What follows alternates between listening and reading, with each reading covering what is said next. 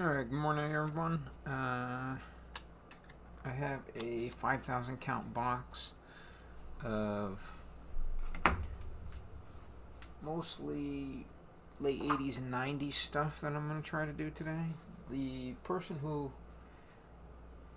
to my best guess, who collected this stuff liked to sort things by teams, which I think I've mentioned before is a pretty bad way to deal with baseball cards if you're trying to find things. If you're just a collector and you don't really care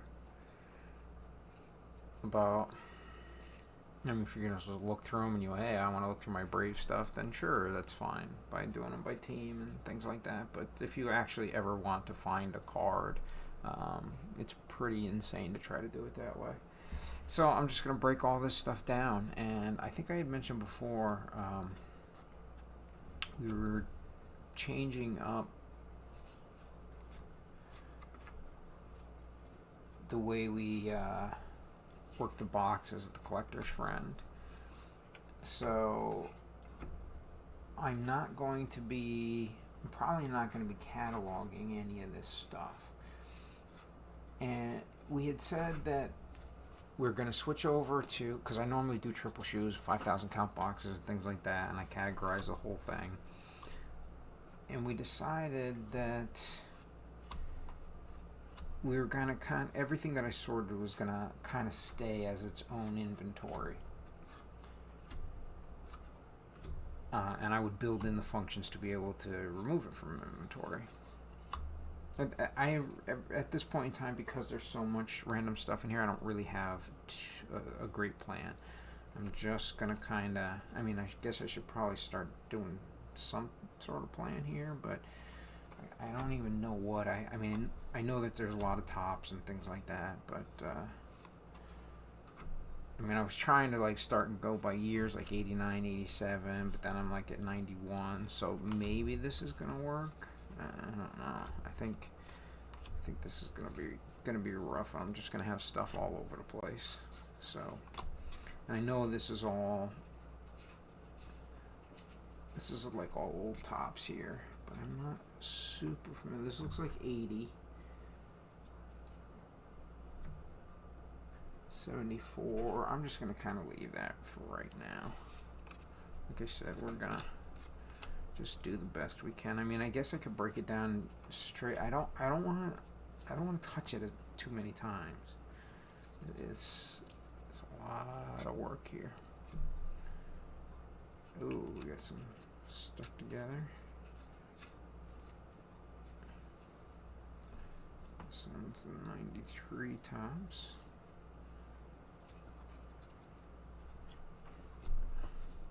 We'll just see what we can do. Kind of go about it. Alright, maybe this is score, so maybe I will have to do... Alright, that's what I'm going to have to do. We are going to have to do different... so this is Fleer. I guess... Well, other than the tops, we are going to, the plan is, other than the tops, we're going to put it in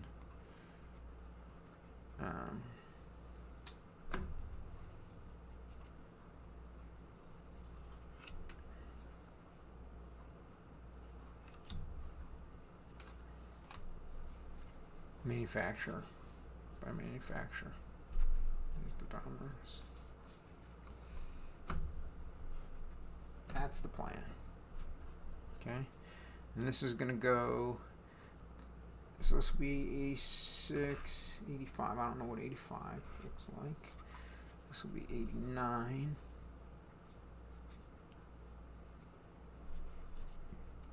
This will be the old tops. I don't think there's gonna be a lot of old tops. I think there's gonna be. That's my score.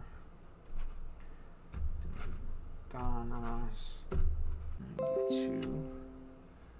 Is this 94 tops? Yep. I even pulled out the top loaders, and there wasn't a single thing that was worth money in those top loaders.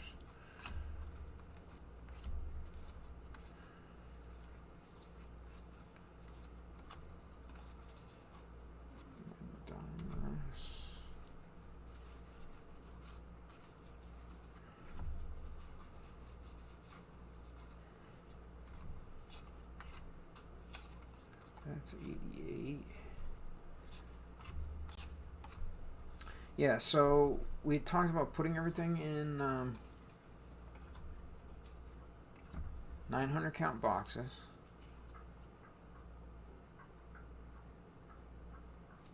And from there, tops. I'm just going to need a catch all for tops.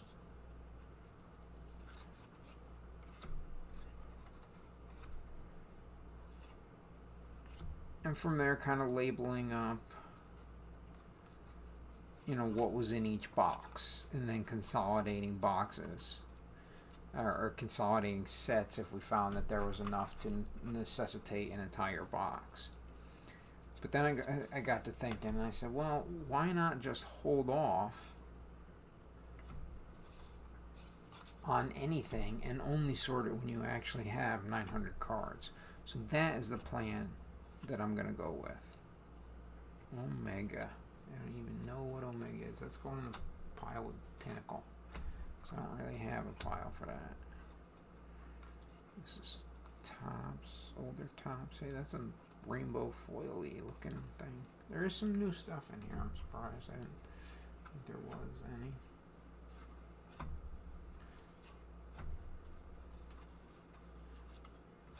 We got a little. I saw this set. Donruss. I liked the 92 Donruss when it came out. I was pleasantly surprised with it. Fleer. The old tops.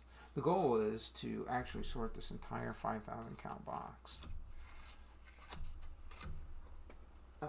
into set. That's the goal today.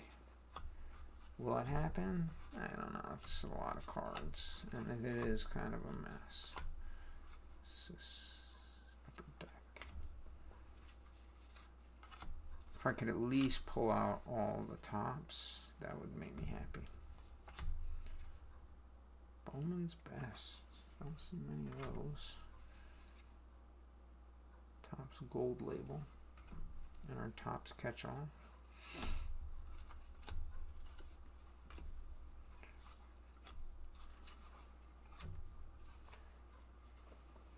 Got actually some of those Bowman cards.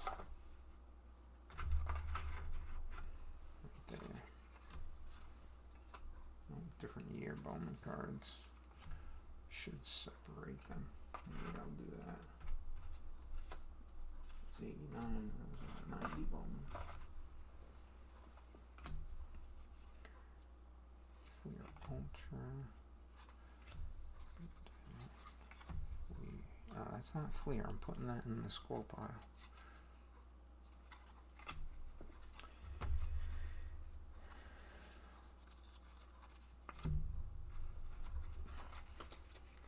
Yeah, so the way that I'm working it now,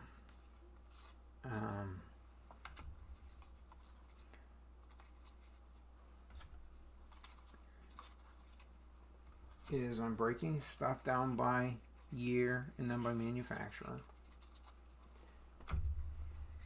From there,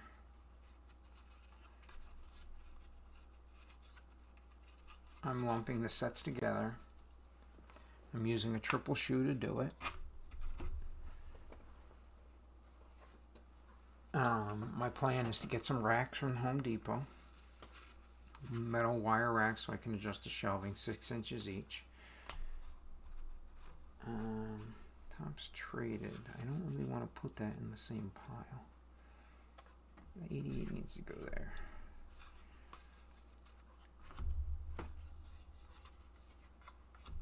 Gonna get some wire racks from the Home Depot, set them up, and just put all my triple shoes on there. then as I go through this stuff, I'm going to put it in its... What is this? This is 82.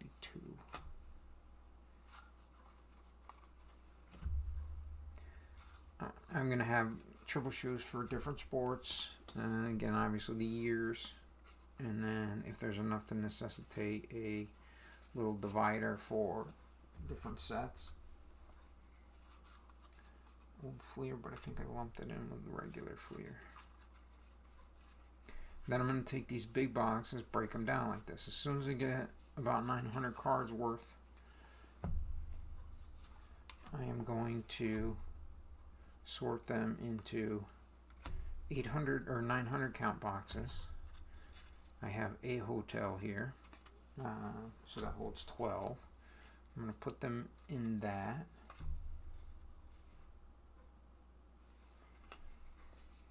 And then I'm going to be delivering the 900 count boxes to the collector's friend, and that will be a running inventory.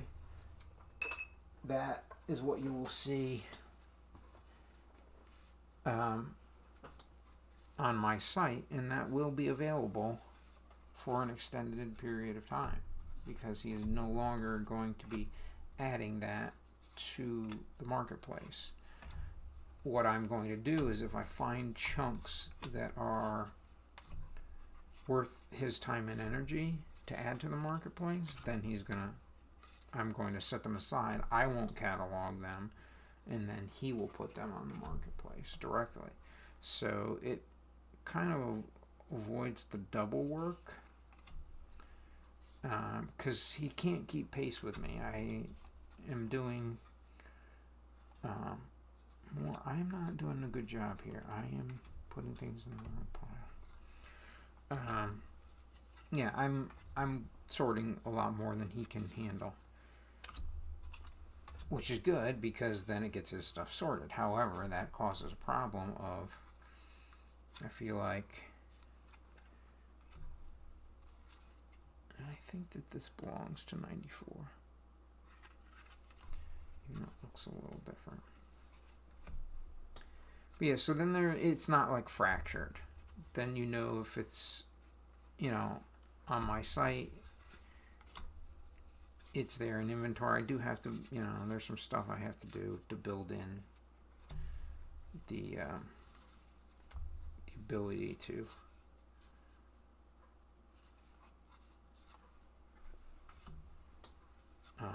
decrement the cards from that inventory. That's old. 1970. It's going to go in that pile.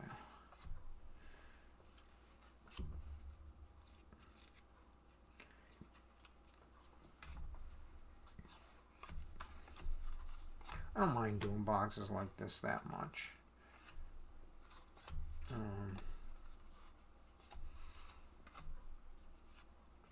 It's different. So for me, the other thing is now I'm not going to have to struggle with as many sets. Because I'm not going to be doing quite as much of that. You know what? That is so mega. I'm throwing it in the trash.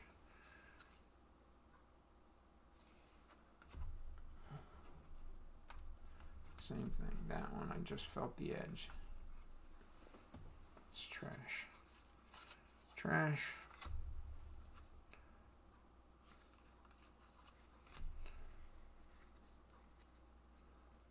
What is this?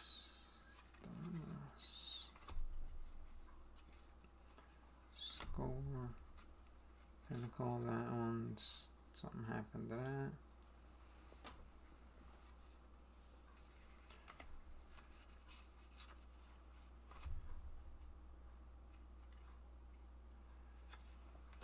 Deck 92.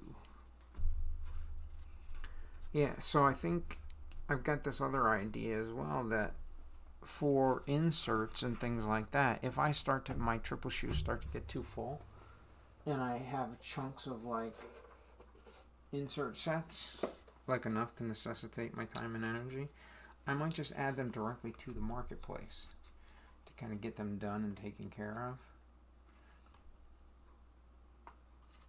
And then just drop them off. Then they are organized. Then it frees up room in my operation here. And it helps him get them online. So that might be a way to go as well. I think I'm going to do that. Not anytime soon because I don't have enough. That's kind of like clogging up the works where I feel like I have to get this sorted and out of my apartment. The racks are going to help a lot. That's going to, because right now I got, 5,000 count box on a chair.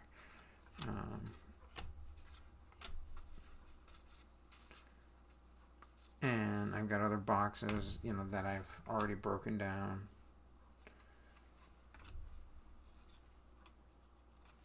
Like this sitting, on the floor. And I don't have that much space in my apartment here. It's just not that big, so.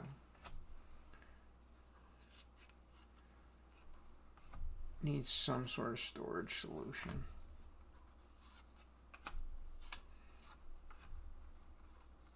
And I was going to go with these. They have these other leaf. Yeah, goes in the catch-all pile.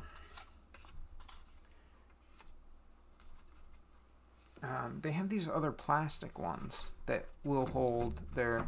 So 36 inches wide, which is perfect to hold 3 triple shoes. A triple shoe is about 11 inches wide.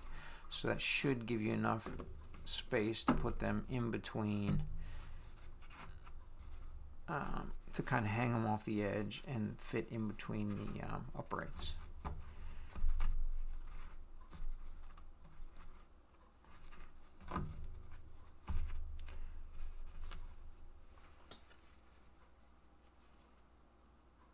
So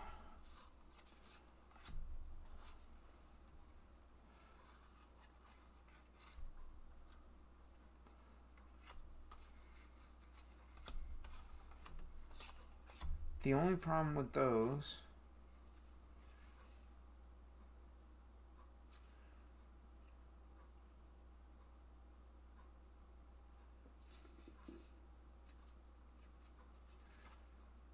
is that they're not adjustable.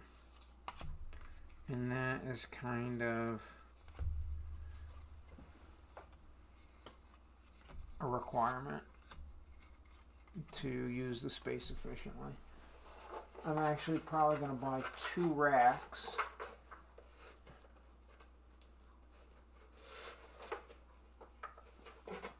And combine to make, maybe if I can get extra shelves cheap, but I've got a feeling that it's going to be just as cost effective to buy 2 shelves complete and then just scavenge the racks from one to the other. And then if I just buy shelves, then I'm locked into the fact that if I want to change height, I can't do anything with the shelves. So if I save the uprights, then at any point in time I decide, hey, I think that I want to, store something else on these shelves, then I will have extra shelves. So I think that's what I'm going to have to do. I'm going to shell out a little bit of money up front, but in my opinion, if it's for the goal of organizing things, it's worth it because it pays off over and over again. Alright, same thing kind of like cleaning. When you spend 5 or 10 minutes cleaning up, something, let's just say it's your bathroom in your apartment. Clean it once and it pretty much lasts. It makes you feel good that it's nice and clean for at least a week, and then depending on how often you're, home, it could even last a couple weeks. before you have to clean it again. So a storage solution, like if you walk in and your place is all blown up with crap all over, in my opinion, that makes me feel like trash. If I haven't cleaned in a while and I start to see like dust bunnies on the floor, and I'm like, it doesn't make me feel good. So spending just a little bit of money on something that fixes that problem, it pays off every single time you walk into your apartment. It's clean, you feel better. 95. Don't have a 95. Catch-all tops. I think that's 87.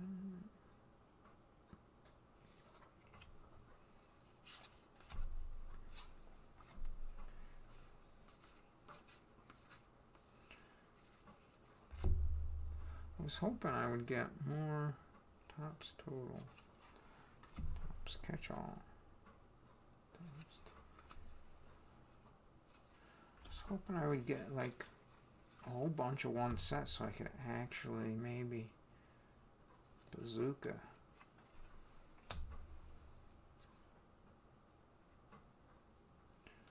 Donruss. That's score. Don't put it in the score pile.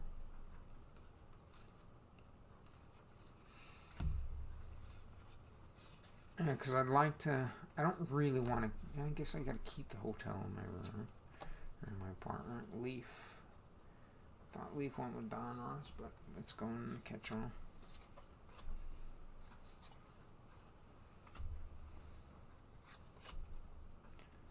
It's missing a corner. That's trash. So another tops. Catch all. Tops catch all. Oh my. Yeah, that's done. That's been dragged through the mud.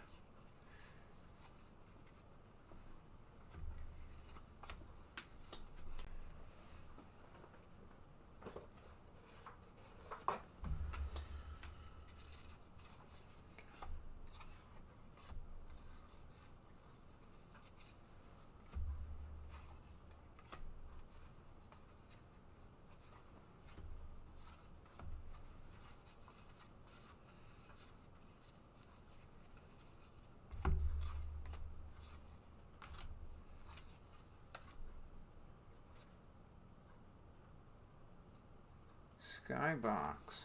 I don't know, Skybox made baseball cards. Look at that, would you? The things you learn every day. Pacific. Deck.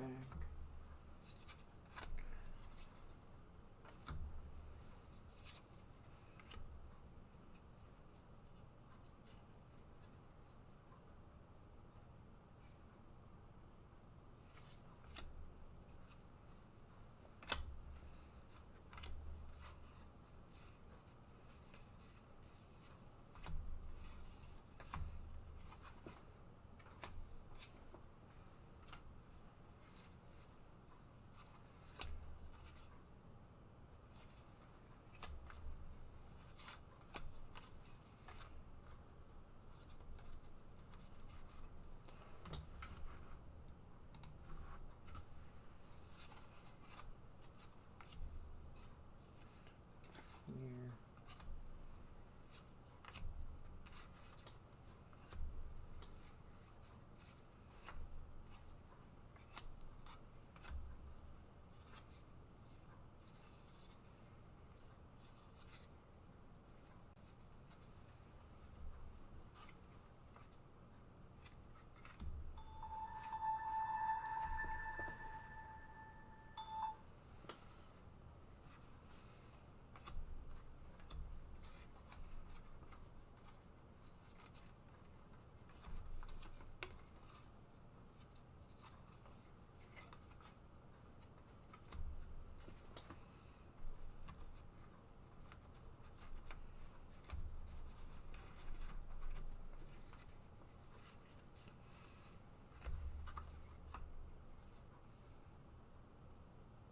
Stadium Club. Topps big. I've got a pile for Topps big. Topps big are tough. There's some gloss on them, and they do not slide at all. All right, so that is the last part of this first row. I think this is all Topps big. I'm just gonna, even if it's not, we'll pull it out later. But I'm just gonna put it in there.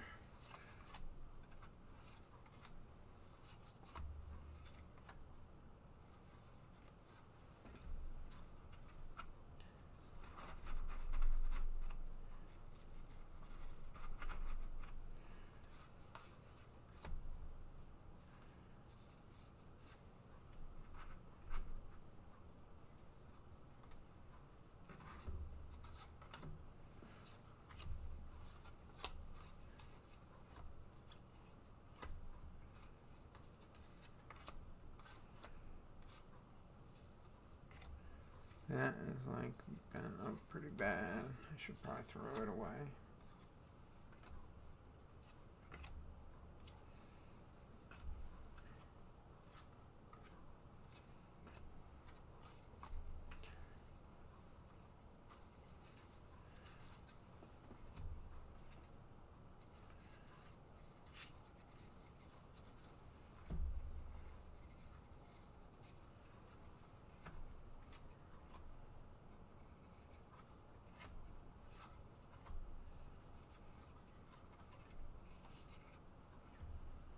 Alright.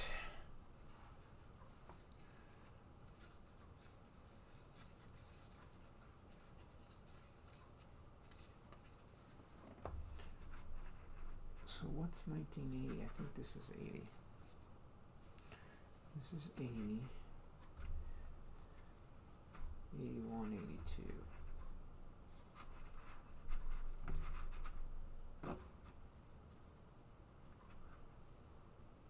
That is 78. It's been, I've been out of it for so long that I don't recognize the years of the cards like I used to.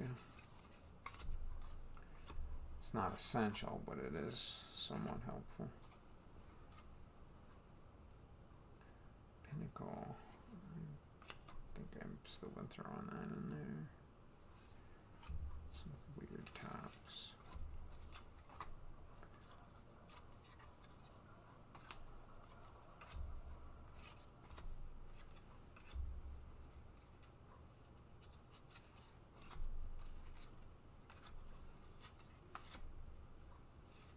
It's 86 traded. Just put it there since I don't have any 86 right now.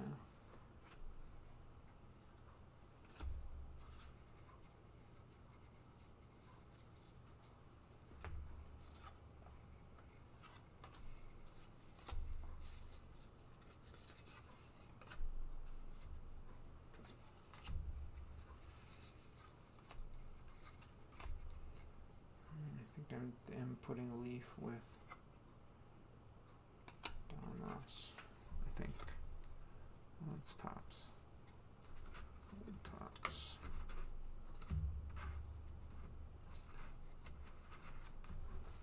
Okay. Getting there.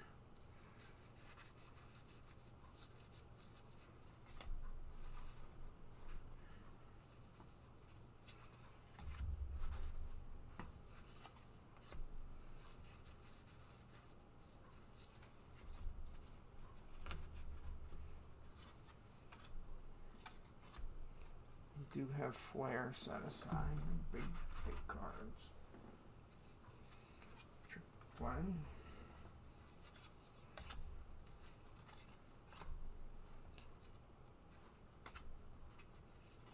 We're out of the Boston Red Sox and now we're into the Athletics.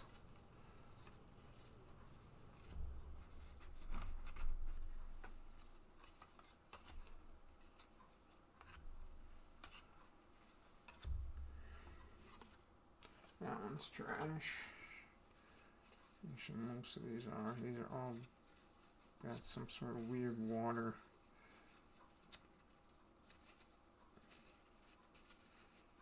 action on them.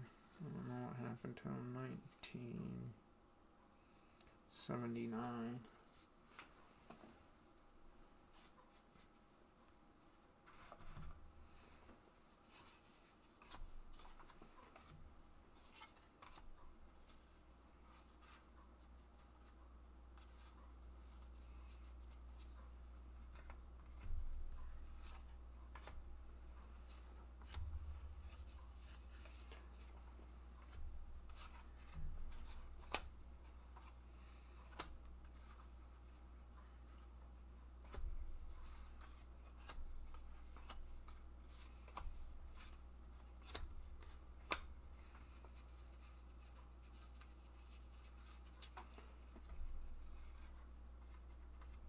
Got a nice chunk of 81 tops there.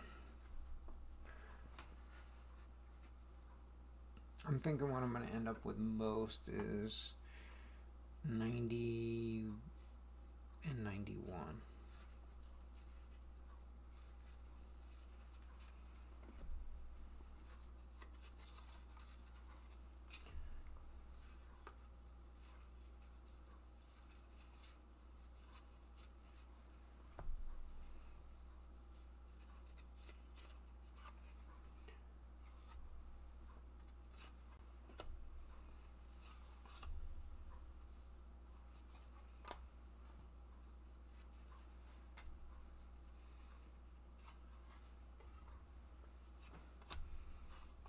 So far, 91 tops is winning the race.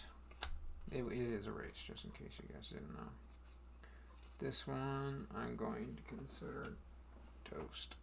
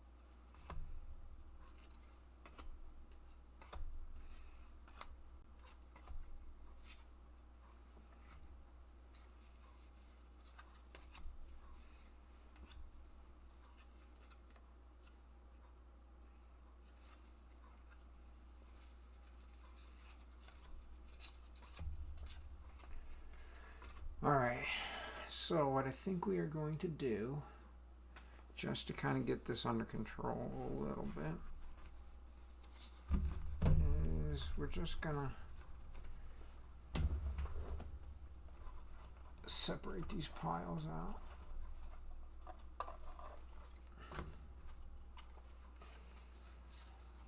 And do a Donruss pile.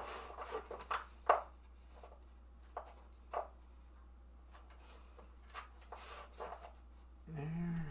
And a Fleer pile.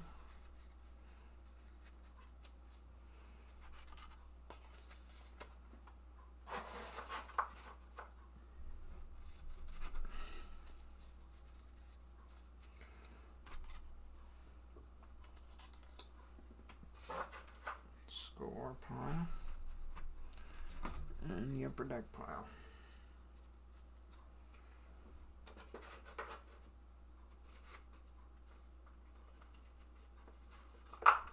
And I think we should probably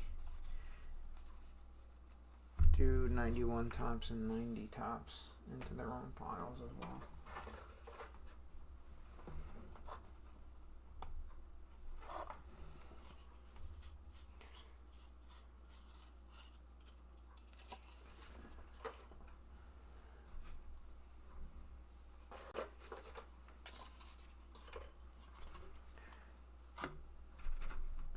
Alright.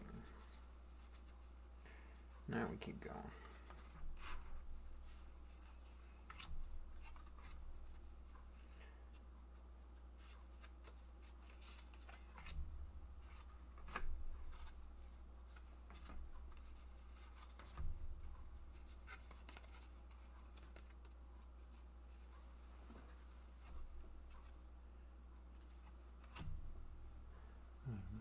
That's a Topps gold label.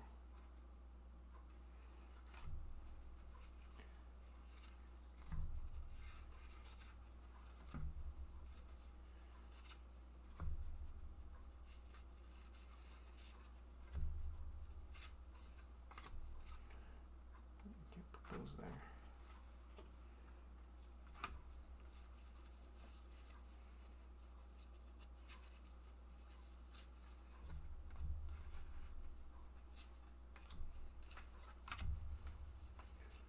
Bowman shows up, the 89 Bowmans.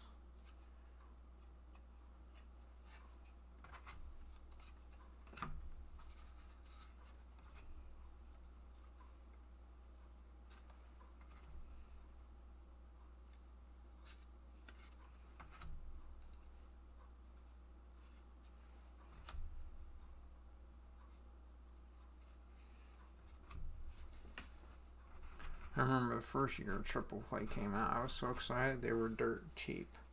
I could buy so many packs. I think I actually could afford to buy a box of them. I didn't realize then if anything was that cheap, it was pretty much worthless. But, you know, I was a kid and I just wanted more cards, and that was the quickest way to get more cards.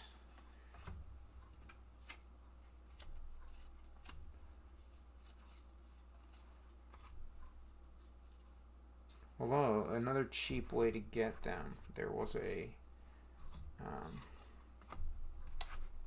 toy store, KB Toys, I think was the name of it. And they used to sell baseball cards.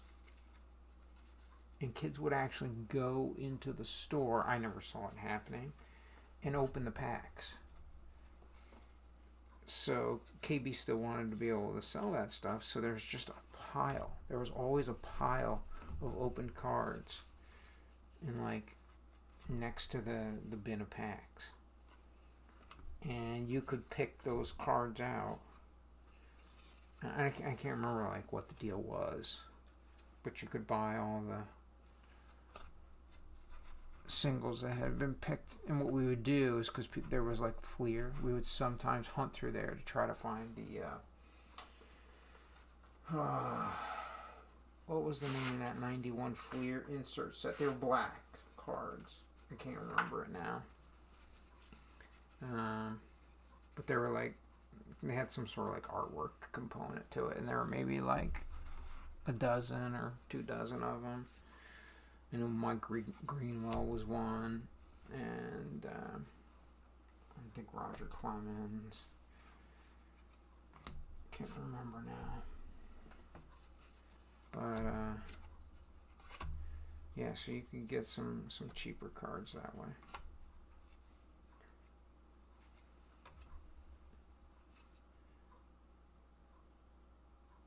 Dugout access.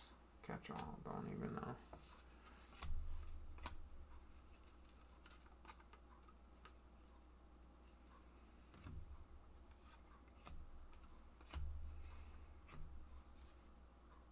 It's 91 upper deck, it's bent in half, it's worth nothing. Trash.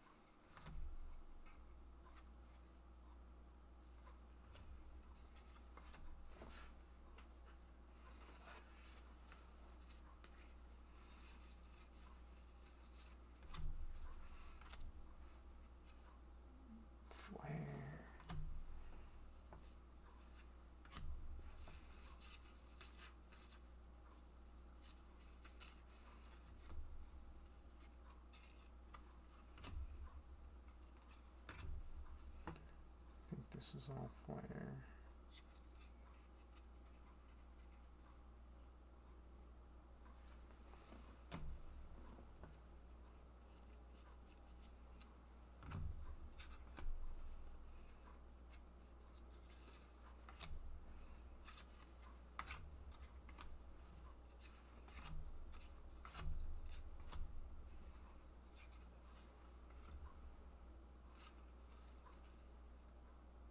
'77 tops. We haven't seen much of this yet.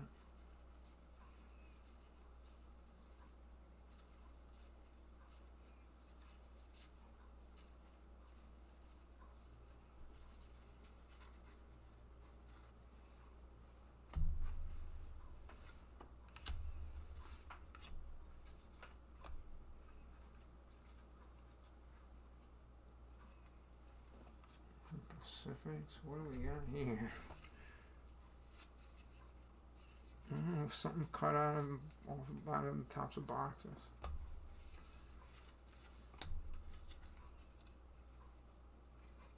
Some of the little tops cards. I did see some of those earlier.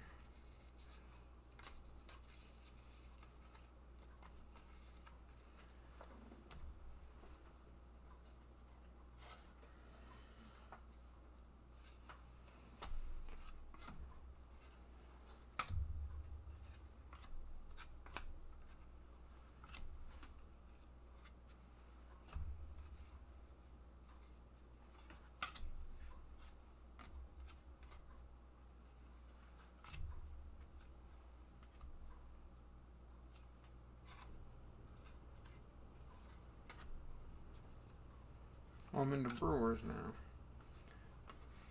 Finally got through all the Athletics.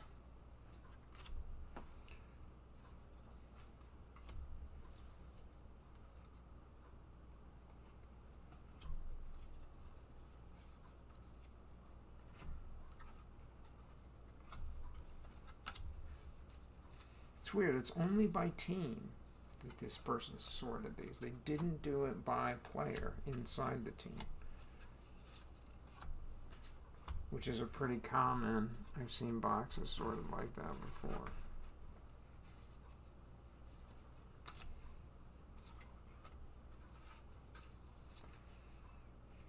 It's trash. Going in the trash. All bent up and beat up. I don't remember what year that's from, but I know it's tops. Not a lot of 91 Fleer.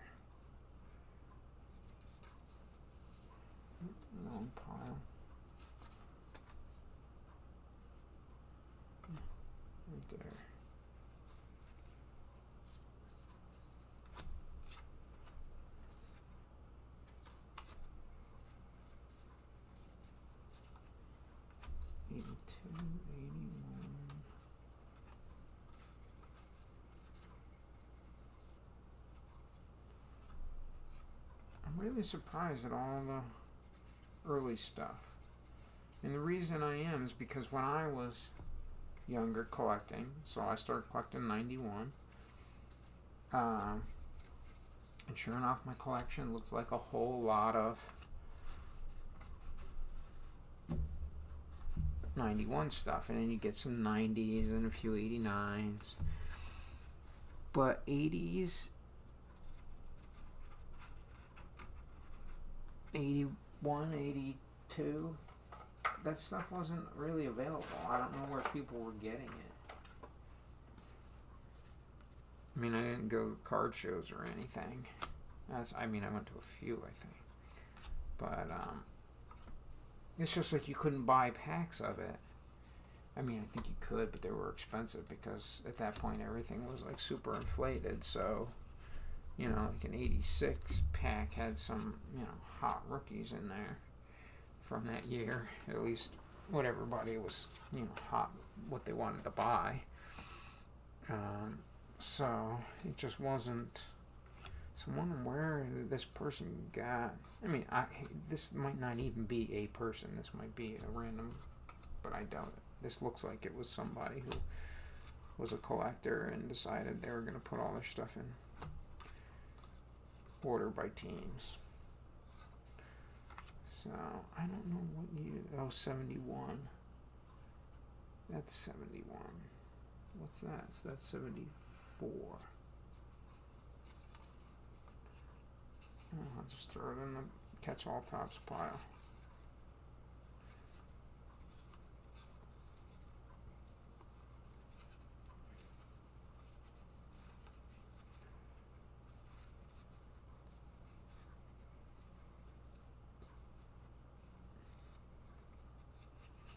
You know, it's the same thing with my friends. It wasn't, you know, like that was specific to me. None of my friends had early 80s stuff. We all had the same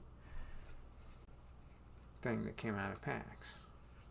But maybe it was like that because my friends got me into collecting, and that's what they collected, and that's what I started collecting.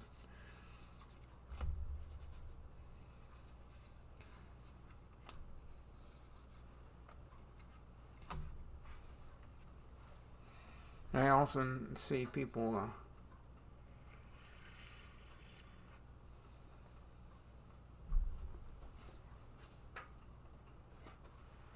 who say, you know, if they're talking about being overweight or health problems or something like that, and they say, oh yeah, this is, I mean, I don't know if anybody's watching, I could potentially offend somebody for this, so maybe I shouldn't talk about this, but it's like, they're like, oh yeah, the problem is, you know, I got bad genetics. And I honestly don't believe that. As a person who is relatively trim right now, and who has been, I have been overweight by 75 pounds.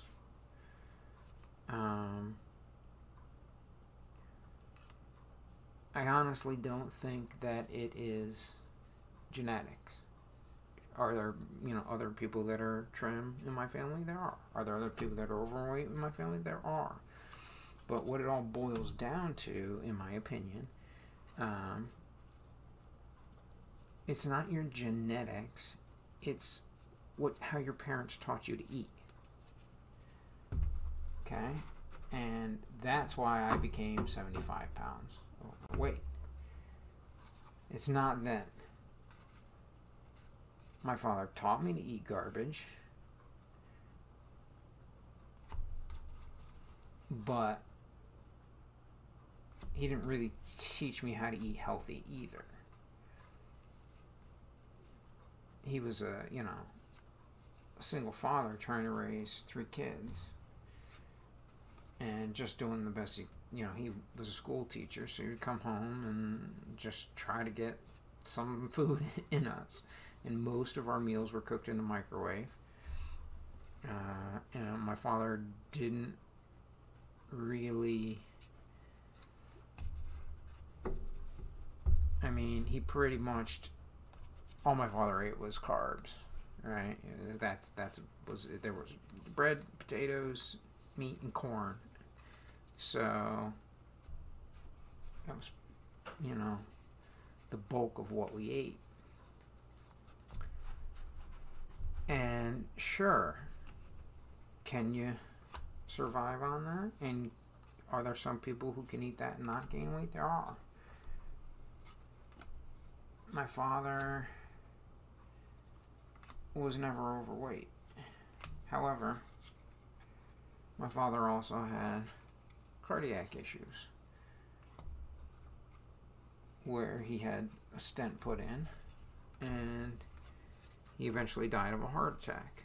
It was from overexertion under less than ideal conditions. He was, at least that's how I understand it.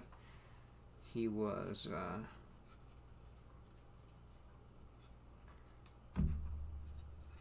working in an attic with a dust mask on, and 70 years old with a history of cardiac issues, and he just overworked himself and had a heart attack. And yeah, that can happen to anybody under those conditions. But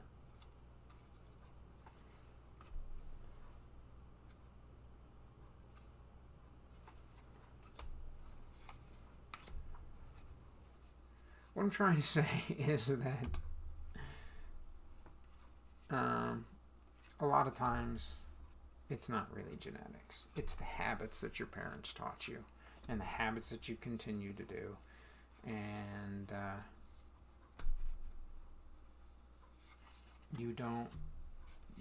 a lot of times, and again, not all the times, there are some things that can't be avoided, can't be fixed with diet and exercise, but most of the time, and exercise I don't think is just so you know, my personal take, exercise is not a weight loss tool. It can be. It's not a good one.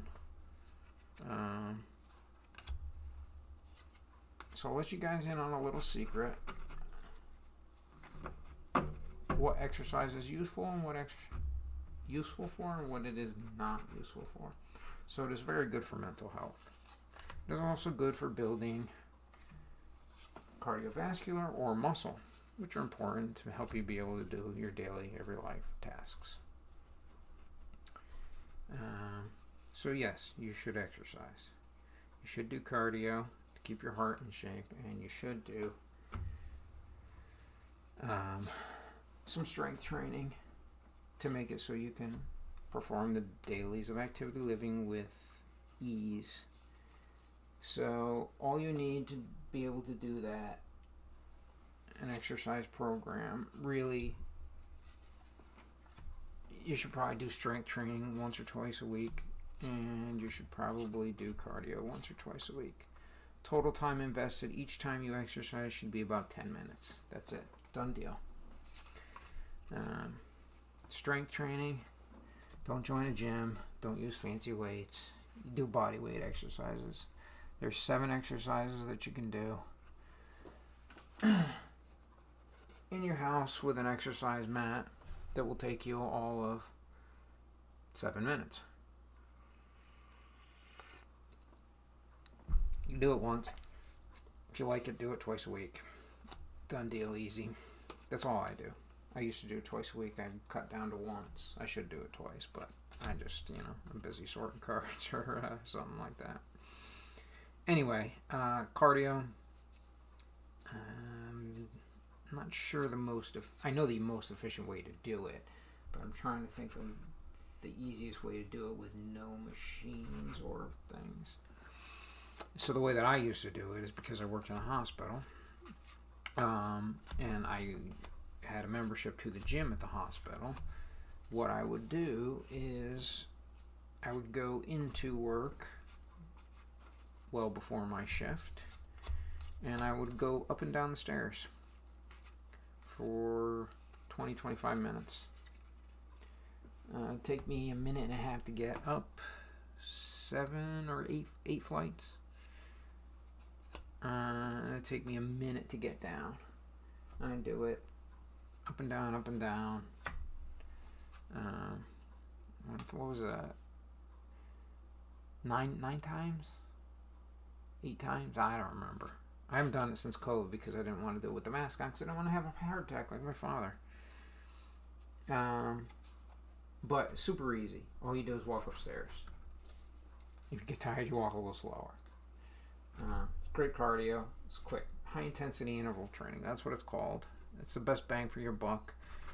Don't run long distance unless you love to run long distance. Don't bike long distance unless you love to bike. It's not efficient. High intensity interval training. So my take on the best way to do that without having access to a flight of stairs, and what I should probably start, what I do on the weekends, it's not really like high intensity because I only do it once and then stretch, but you could easily turn it into a high intensity interval training. The squats. No weight, just air squats. I usually, because I sit here behind my desk and sort cards and write computer programs and sometimes play video games, so I don't really move that much on the weekend.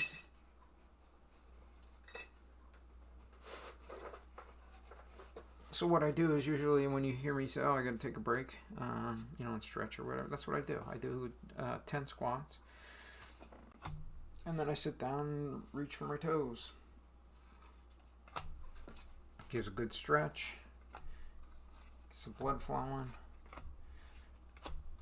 So if you wanted to turn that into an exercise program to be able to do cardio, very, very easy. You do squats for a minute and a half. After the minute and a half is over, you rest for a minute. Then you do more squats. Then you rest. You do it about 8 times and you're done. What the heck is this one? Fleer Ultra. So, but yeah, the biggest detractor of health is your diet, and the easiest way to lose weight is with diet. And the easiest way to feel better is with diet. I don't know if I should really talk too much about diet because I know there's a lot of controversy out there. What I do is not popular. In fact, I don't know anybody who does what I do. But it is bare bones the easiest thing I've ever done. I am never hungry.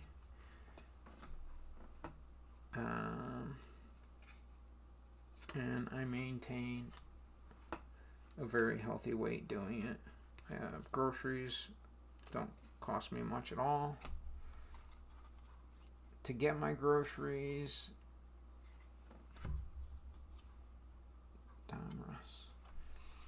I'm in the grocery store for maybe 5 minutes. Okay, maybe 10. No way I'm in there for 10 minutes. It's pretty much a 5-minute stop. I know I only, buy a handful of things. So I go in, get what I need, and get out. I don't mind grocery shopping, but I just don't need a lot of the junk that I used to buy that would make me sick. So I don't buy things like that will make me sick anymore. Cooking is very simple now. I do all my own cooking. I don't buy anything that comes in a box. No convenience foods. Convenience foods make you sick.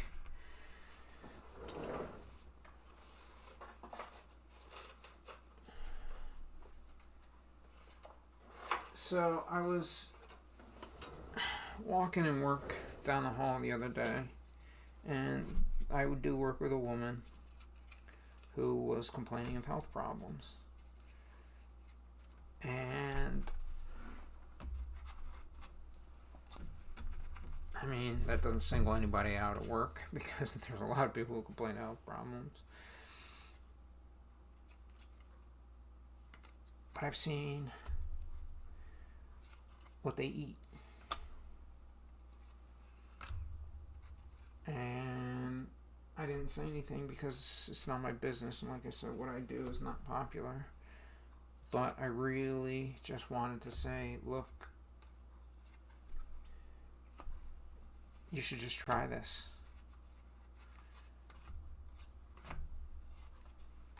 Because you don't really have much to lose when you're complaining about your health. So, little story, I had been complaining of some health problems for probably up to a year. Back and forth to doctor, different tests, things, trying to rule out the stomach pain that I was having.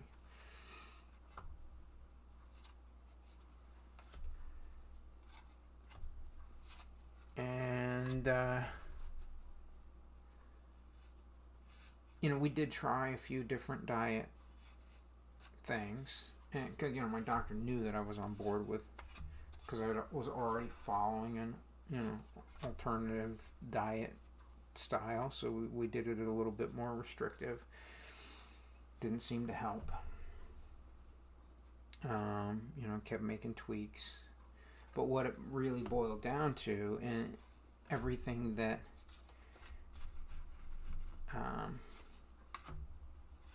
I followed the diet plans to a T of what they had given, the restricted ones to a T. But that diet plan had been targeting inflammation, which was a good diet plan. However, it included dairy, and dairy was a big part of what I ate for years, and that's how I ended up losing a lot of the weight that I did, by pretty much cutting out sugar and wheat.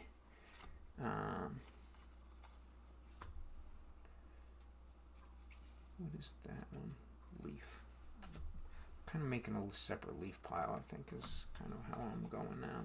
I was scattering leaf in with Donruss, but I changed my mind. But yeah, so because I had, I didn't eat sugar, flour, and all that, and I was focusing more on other things, I kind of had to eat a bunch of dairy to, to fill in the gaps of what I was not eating. And it turns out that the dairy was actually the problem. In a last-ditch effort to try to solve some of my problems, I said I had felt like I had tried everything. Again, this went on for like over a year. I said, you know what? And it was hard because, like I said, dairy was a big part of what I ate. I used to like to eat yogurt and cheese and stuff like that.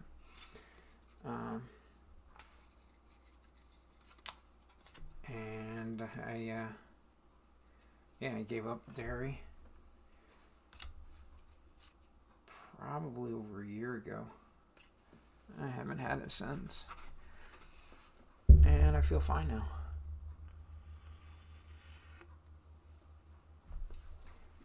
Is there, I still can feel that stomach pain every now and then. So I think, I had something going on, and the dairy was aggravating it.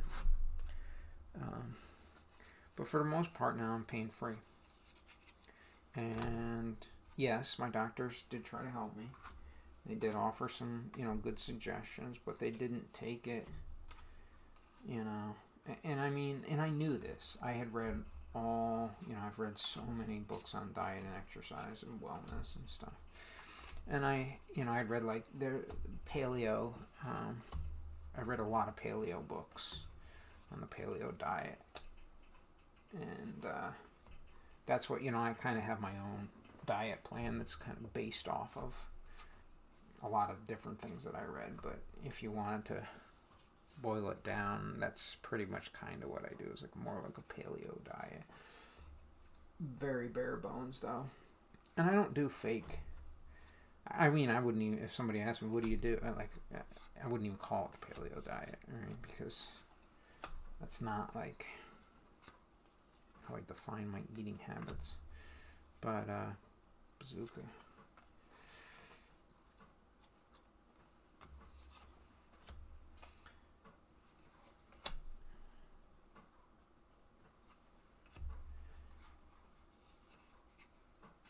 But yeah, so in the paleo book, one of the things they say that are, pretty much the worst, these are stuck together. Do I just toss them both out?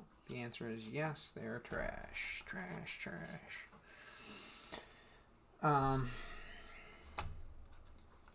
Some of the things that that wreak the most havoc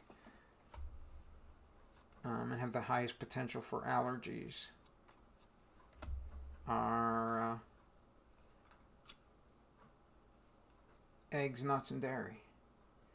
Peanut allergy is I believe the most common allergy out there.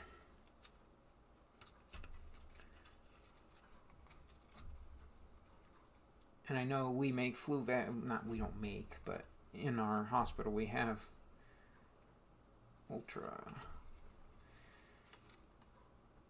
we have flu vaccines that are egg free because people are allergic to eggs. I am not. I eat eggs. Eggs are a big part of what I eat.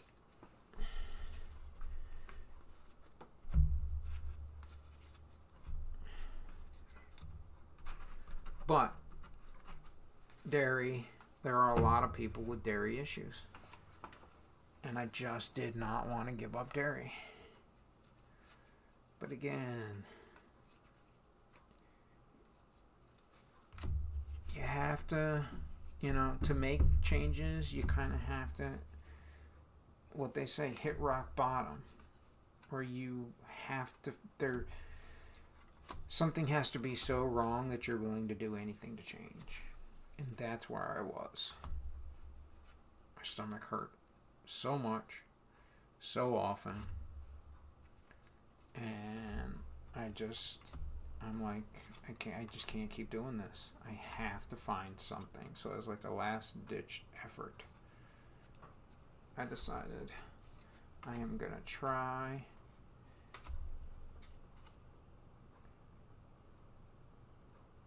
Flair Showcase. We got a new Flair brand in there.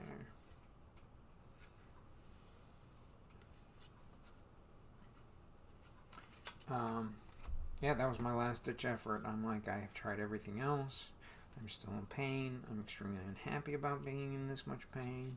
I have to do something else. So, and I mean, like I said, people knew that I was like the diet restricting king.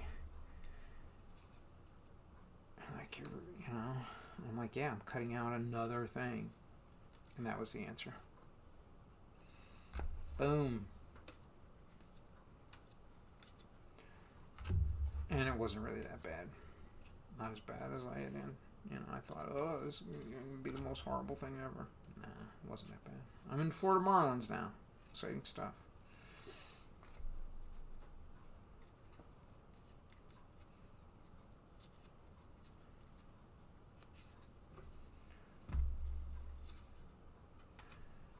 But yeah, so this girl that was, what I had heard is, no, I don't want to get specific, but I will just say that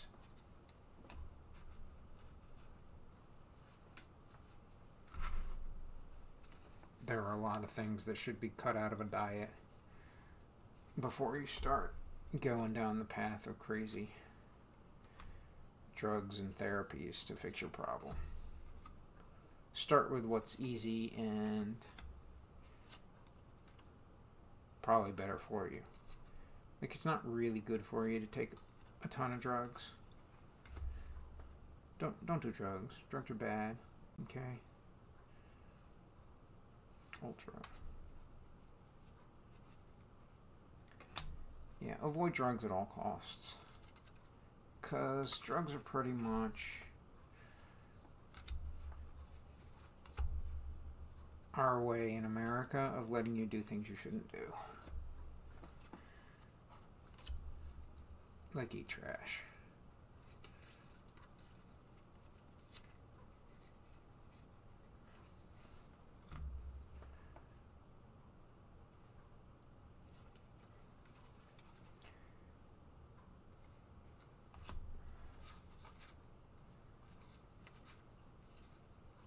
Like, we have, there's drugs for people who are lactose intolerant to let you, lactase. So that way you can have your ice cream too. Well, isn't your body telling you that you shouldn't be eating it? And maybe you shouldn't be eating it. Do I like ice cream? Sure, I love ice cream. Do I want to eat ice cream? Absolutely. Does my body want to eat ice cream? Well, if I do eat ice cream, my body's going to revolt. I can tell you that. Then it's been so, like, I could probably handle some dairy. But now I've cut it out for so long that I'm always afraid. It's like detox, right? So if you finally can kick the habit and get out of whatever it was that you were in, you've pretty much built up an immunity over a long period of time. And if you jump right back in, your body could pretty much rebound in a very violent way. So because you had, like, let's just take dairy for example. You probably had eaten it. Most people have probably eaten it for their entire life. And when you were a kid, you just started out small because you were a baby, and then you just kept having it. And if you cut it out for an entire year and then you go back to it, it's like your body has, lost. It's just like, you stop going to the gym for a year, and you don't just get back in the swing of things and, start doing everything like you did. You're sore the next, you hurt. Well, my fear is how, how bad, let's just say you're lifting weights, and you decide, I'm going to start lifting weights again, and you go in the gym, and you do exactly what you did a year before. You're going to pretty much be crippled, because your body's not going to be used to it. Well, how bad would that be on your stomach? If you cut something out for a long period of time and then just jumped right in. So even though my body could probably handle it, I wouldn't do that to myself. There's no sense.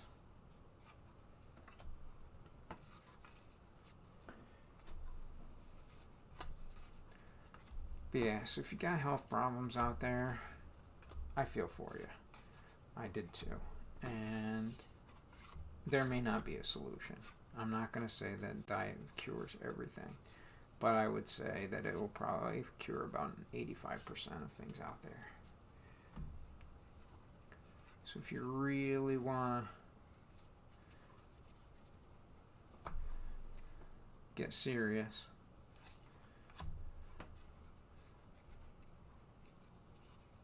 let me know. I'll tell you how to do it.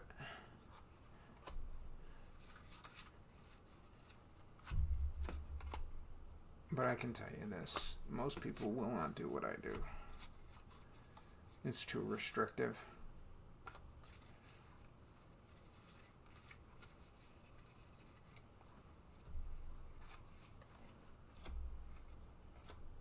But I'm willing to give up certain things.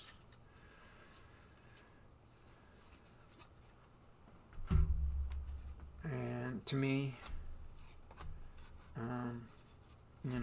making things easy and efficient, which is how I have my diet plan, that's more important to me than I don't go to really social events and parties and people, oh, what are you gonna do when you go to well, I don't go. That's that. I don't. I used to be a little bit more.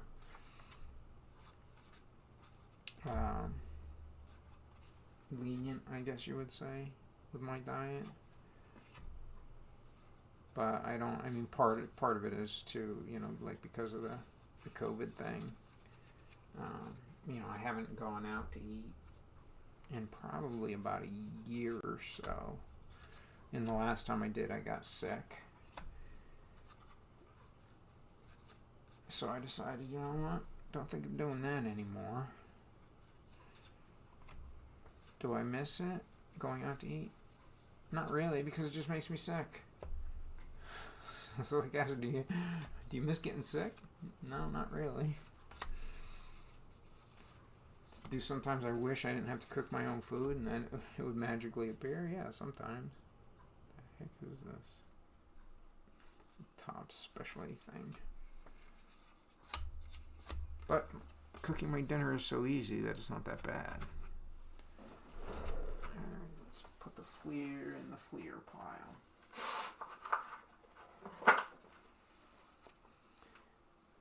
In the upper deck pile, and that will kind of like keep this from toppling over. Alright, we are moving along at a very snail pace. But what are you gonna do? Donruss? Yes. Score? Yes.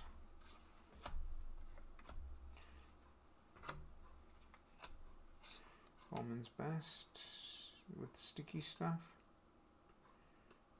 Flair with sticky stuff.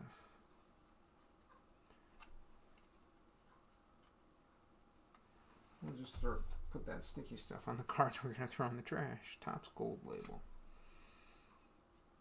Flair.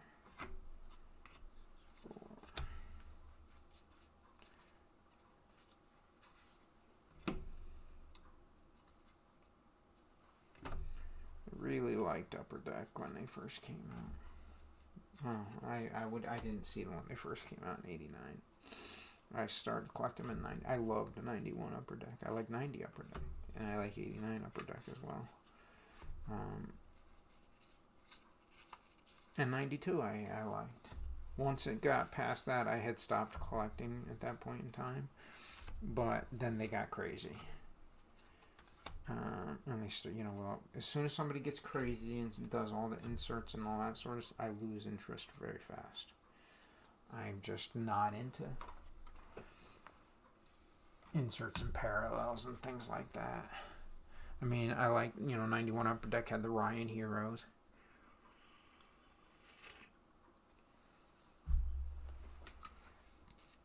Which I liked. And one of them had Hank Aaron Heroes. And, those sets were okay by me. And then once you get all crazy with everything else, then no, I wouldn't buy that. More stuff caught off the top of boxes. That's the worst idea ever.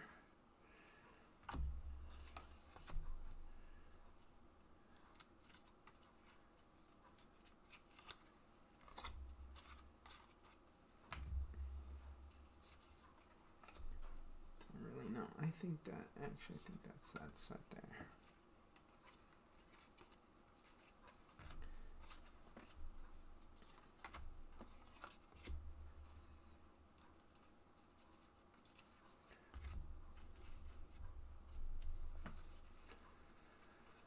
Alright, speaking of exercise, I do have to take a break. I'm getting a little sore, so I'm gonna pause this, stretch, and get a drink of water. I'll be right back.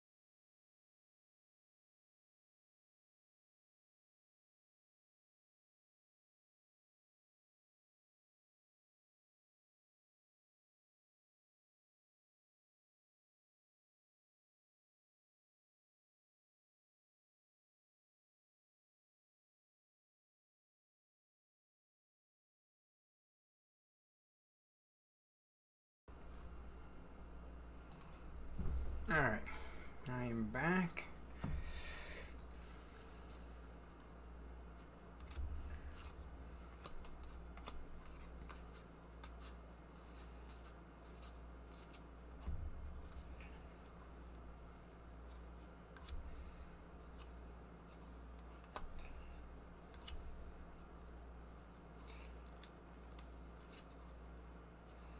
Got some stuff stuck together here. The question is it all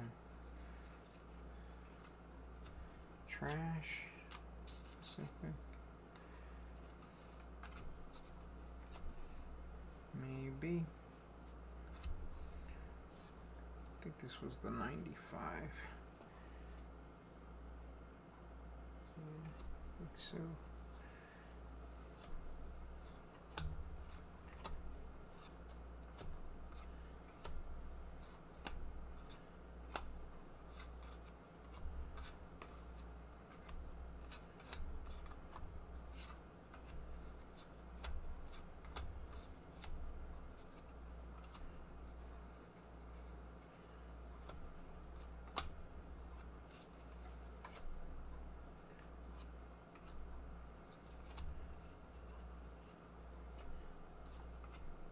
But we're almost halfway.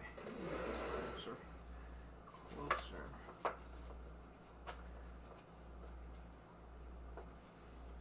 Gotta get this sort of tilt back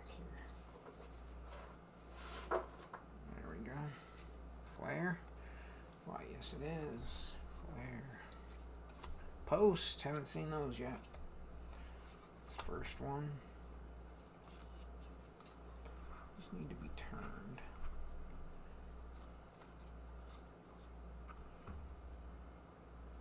This one is not that. We got different sets going on here. 74. That was supposed to be 74. But it got kind of like mixed up. So I think it's just going to turn into a miscellaneous tops pile. Get it in the end. Get it in the end.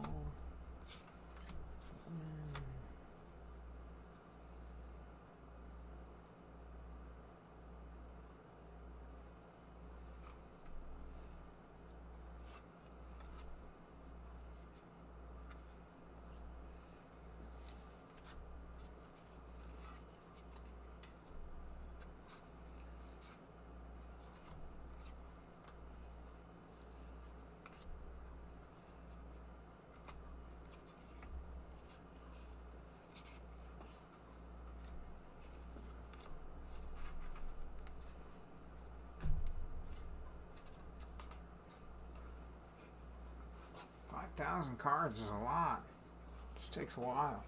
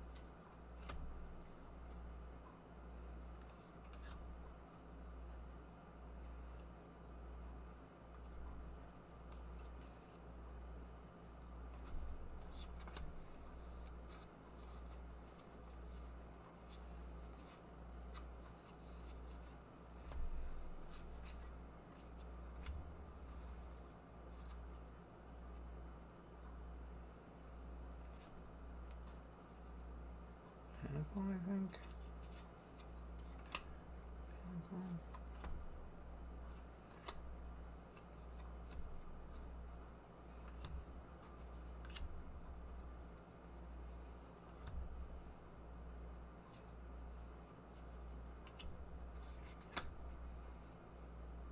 Pacific.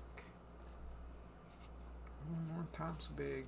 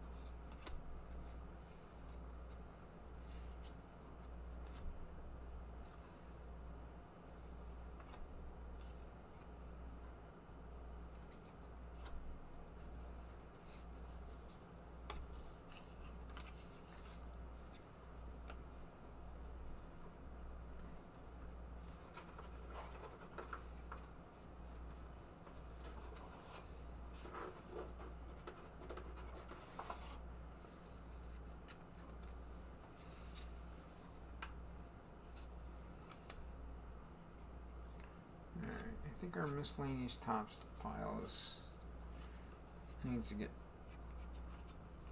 something needs to happen to it. It's too big.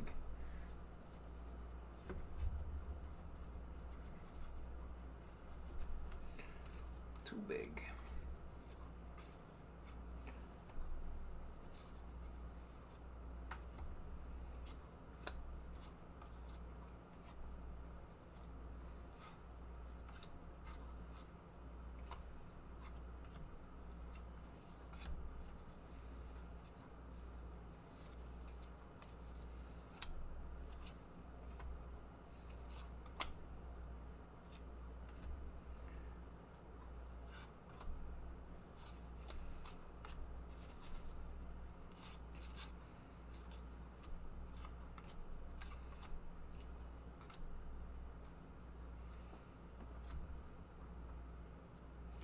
That's Pacific.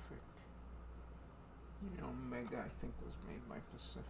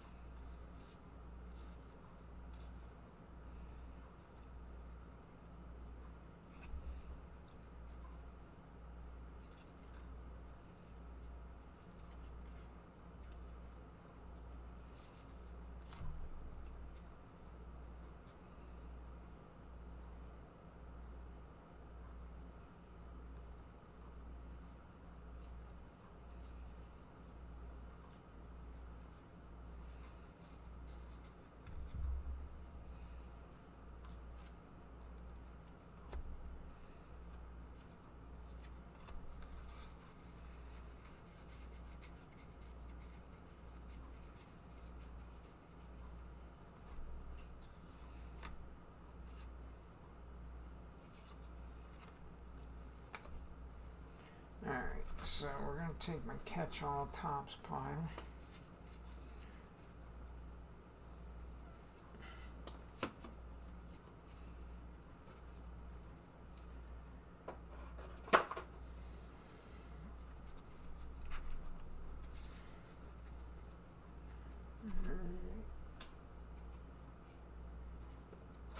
We've got to start doing something here. Alright, so Donruss is going in this area. Fleer is going to stay here. Score is going to stay where Score is. And Bowman's getting his own pile. Now,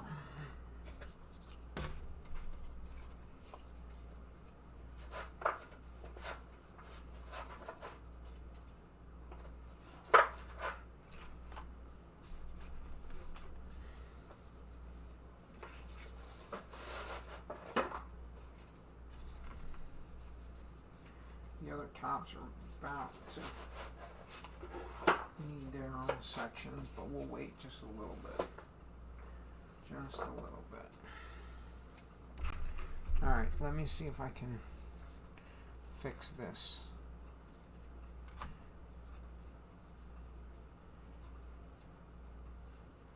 This pile, this is supposed to be 79s.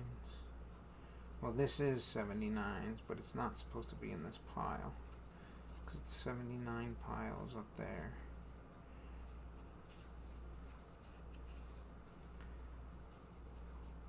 Alright, so that's the 79s.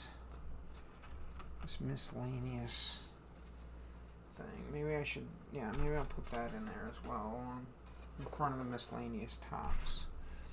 So now this is the 70. Oh, this is 79.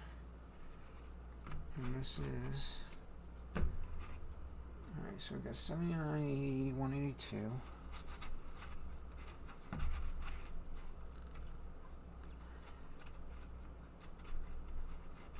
What's going on in here?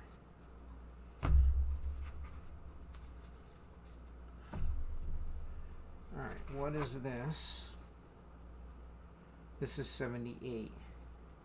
So let's do this. Let's do 78, 79. And then all this other stuff is so little, I'm not even worrying. It's all just going in with the other tops. Alright. I'm going to keep my triple play pile. I'm going to keep my flare pile. And my top's big. Alright. The next move is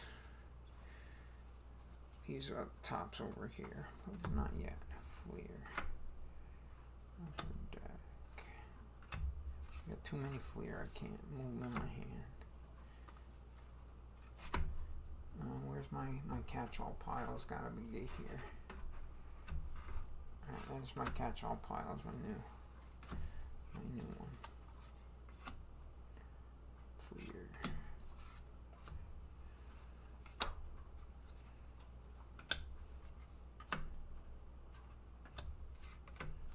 Oh, that's where I was putting Bowman. Just cut myself off.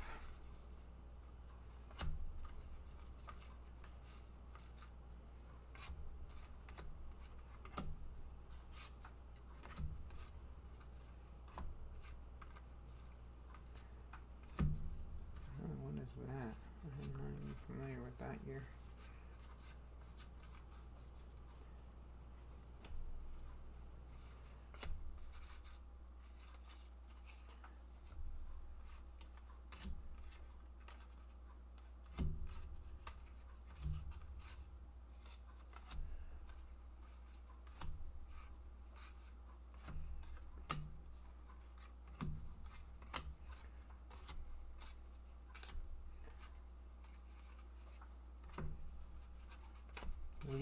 catch-all, not splattered in with Donruss.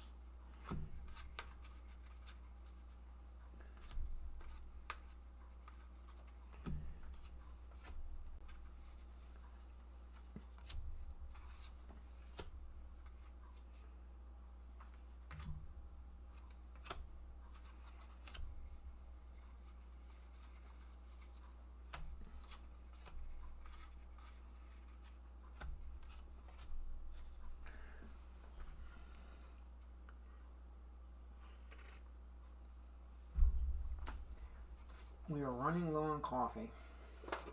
Might have to refuel here shortly.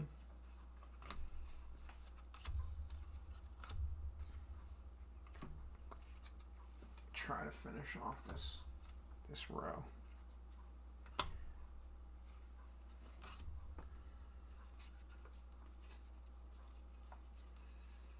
Getting things in order and organized makes me feel good.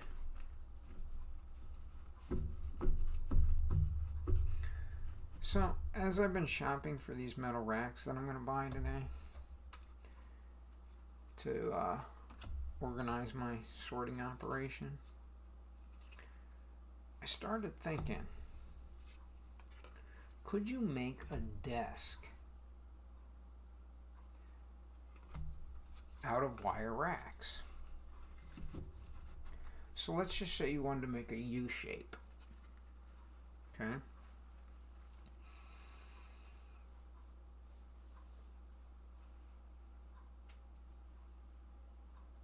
To make the actual desk piece, you would only need one extra rack or one extra shelf. Because you would have, so if you're in a, let's just say this is going to be your, well, let's just do this little baseball card. Let's use the tops here.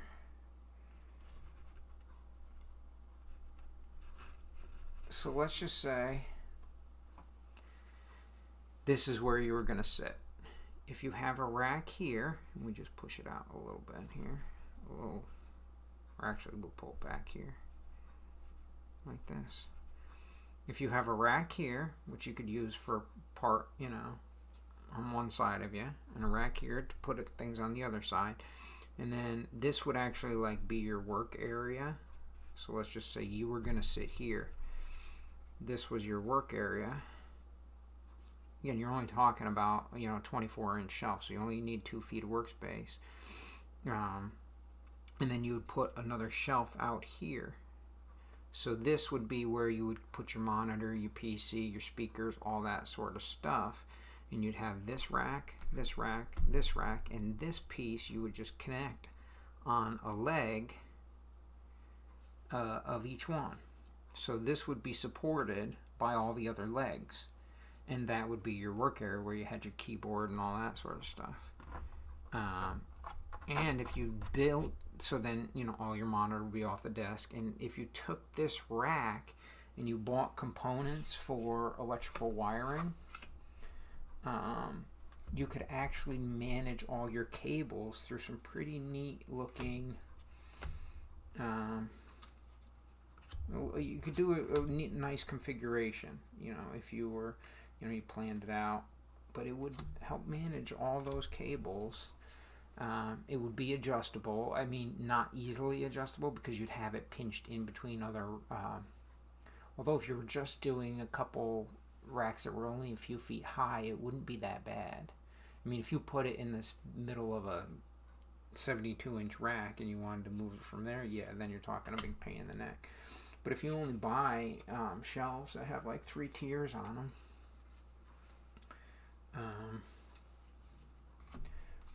I think it would be an interesting little setup.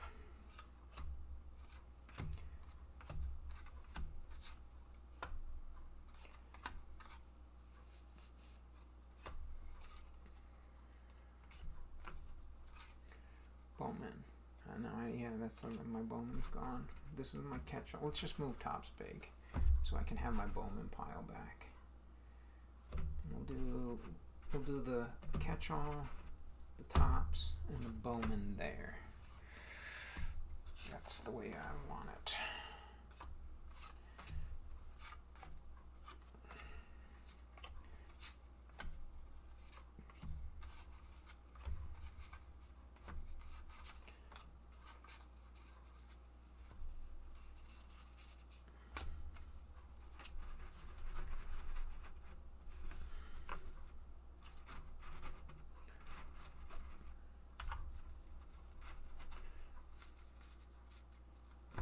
Alright. Take another quick break. Use the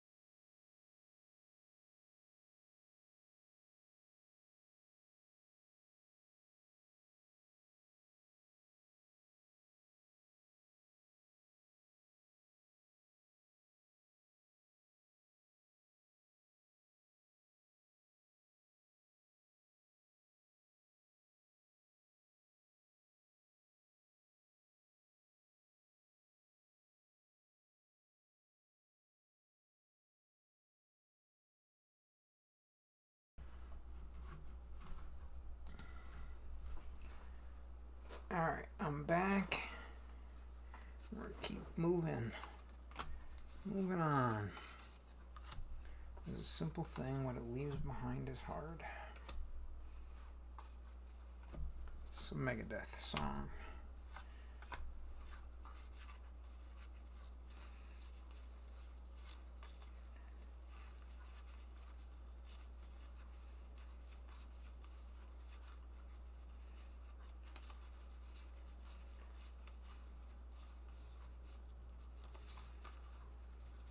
What's it cost to get a card graded these days? Let's just say it's from Beckett, because I know PSA is out of this world for what they're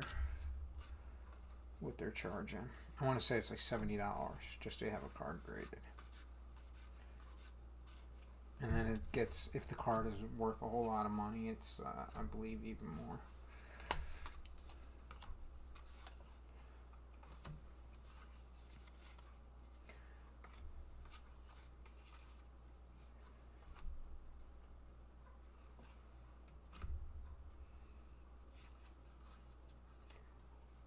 I thought I had separated these out. I think this is these there. There we go. Pacific, that's my catch-all. I know I had a Pacific pile, but I might have just turned it into a catch-all pile. That seems like a good idea, because there's not that much of it.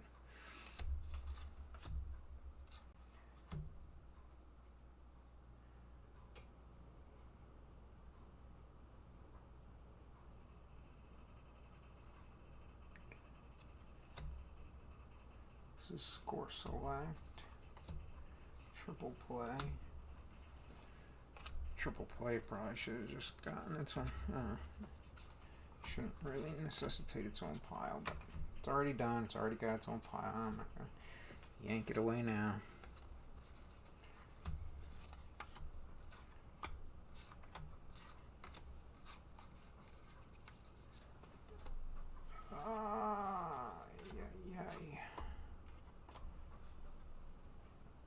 Alright. Just a little bit more. And what do we? 3:30. So how long have I been going? I've been going for a while now. 2 hours. Normally stream for longer, but I do have some other things I'd like to take care of before I go to the Home Depot.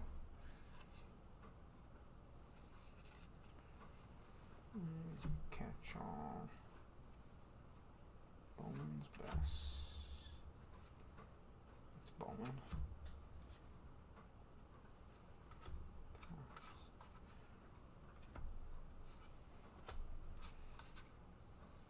So the reason I asked about the grading is like, what if, because I do like some of these old cards, and I know they're not worth much, but what if you put together like a 1991 Upper Deck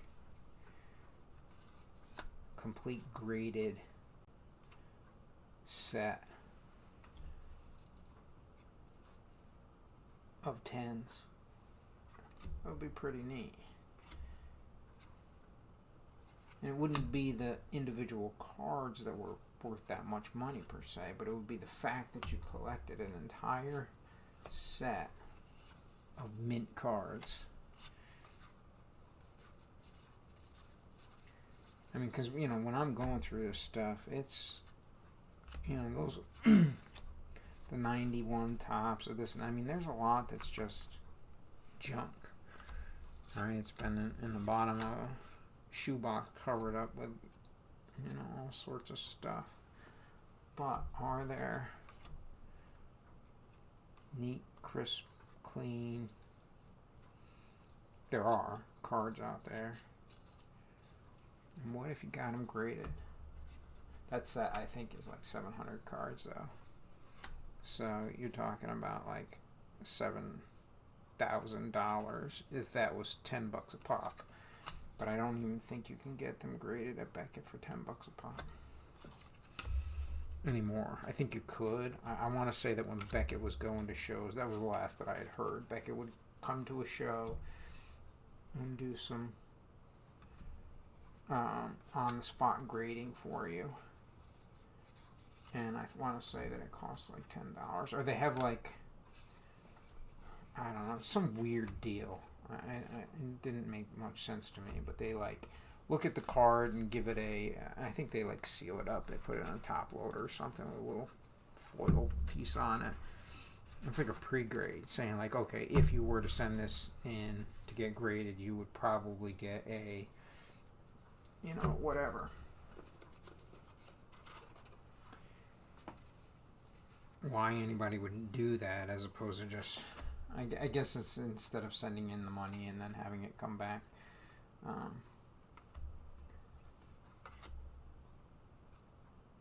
Less than what you expected, and having invested all, you kind of know up front that it wasn't going to be worth much. But anyways, I just like the idea of, I mean, because when you do what I do and sort all these cards, I mean, I'm sure there's, you know, collectors out there who have probably seen a lot of cards, but have you, like, so I've so far sorted and organized on my stream, just on my stream in a month, 12,800 cards. Like, that's a lot of cards to see and go through. And sure, collectors, you know, probably get to, you know, work with a lot, but maybe not quite that volume. And this is just a fraction, just a small fraction of what I've done and sorted. Because I used to do this all day, every day, when I was out of work, just to keep myself busy. While I was, you know, waiting for people to call me back for job interviews. I would go to Collector's Friend. I would sort cards all day long. Pick up my niece and nephew from preschool. Watch them till my sister got home. Go back to the card shop, sort cards, go to the gym, go home, sleep, do it all over again. So the amount of cards that I've seen is pretty significant. That is not the same set.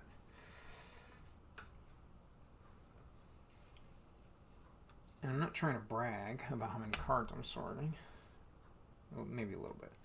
But what I'm really just trying to say is I've seen a lot of beat up cards. Most of the stuff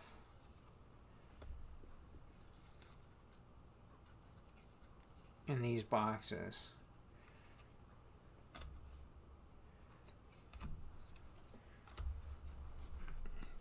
is, you know,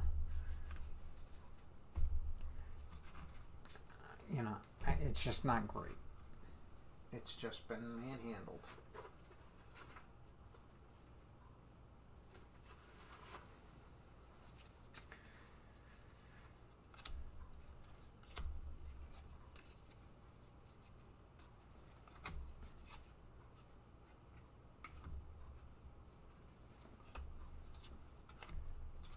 So to see this much volume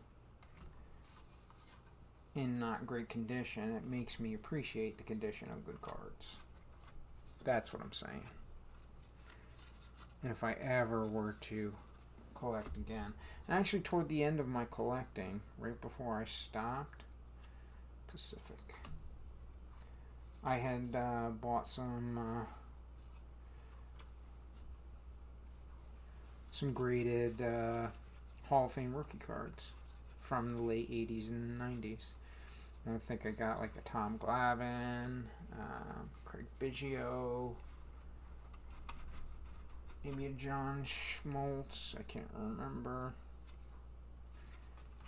But I don't think I paid more than $10 for any of them, which is kind of crazy because it costs more to get them graded than that. And, you know, hey, they were Hall of Famers. And I want to think I was buying 9s, so they're graded 9, and I was pretty happy with them. Maybe if I had kept anything, those were the ones that I would have kept, because said they're Hall of Famers. Maybe down the road, and it was a 9, so maybe in 50 years it might be worth something. And I want to say they were all Topps. That was kind of, I had set some, okay, this is what I'm gonna do. I'm gonna buy, I'm gonna focus, because by that time, I had only just gotten back into collecting, and I had seen how the hobby had just exploded with stuff that I didn't like. Inserts and parallels. It's just not my thing. That is different. That I don't know. I believe it's different. We're just throwing in the Topps pile to be sorted out at a later date. So yeah, I just had said, hey, I think because you could get a Topps had something every year, right? Like you couldn't find Upper Deck in every year because it didn't exist for every year. So if I wanted to go back and get older cards, it was pretty much you were almost forced into getting a Topps card. So I said, hey, since Topps has been around forever, why don't I just get some base rookie cards of Hall of Famers? And that's what I did, and I didn't pay much for them, and I was happy with them. And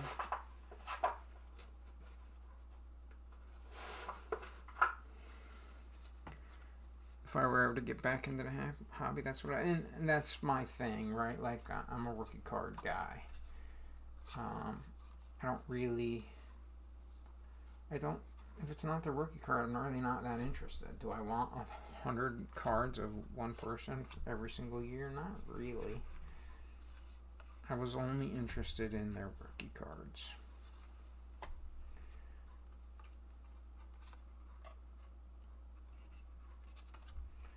It's Fleer.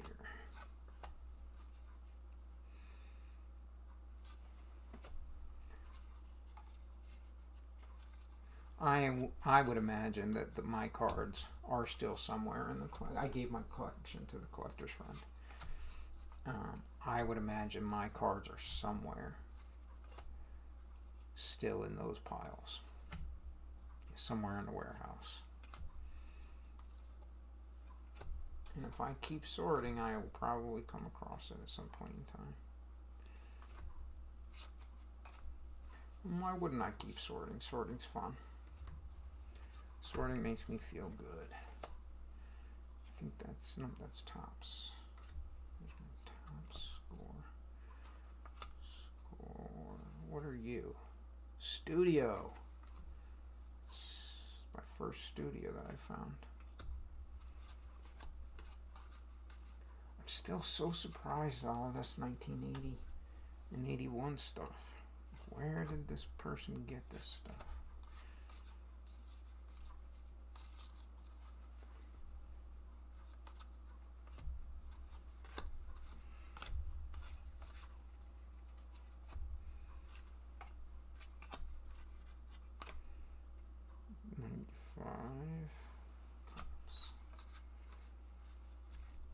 So I used to always think that you'd break it down by year first.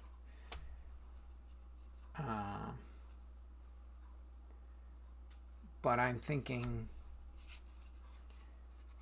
I'm not doing it like that this time, and I would say that this is actually easier by brand, because, and the reason that I'm doing it this way is because it's easier to see the brand than it is the year. Again, I'm getting a little older. My birthday will be next weekend, maybe, something like that. I'll be 44, so I'm still young, but I'm getting a little older, and when the numbers are small, which years are on these cards, it's a little bit more difficult. Okay, so what did I do here? This is Donruss, so I can add to my Donruss pile.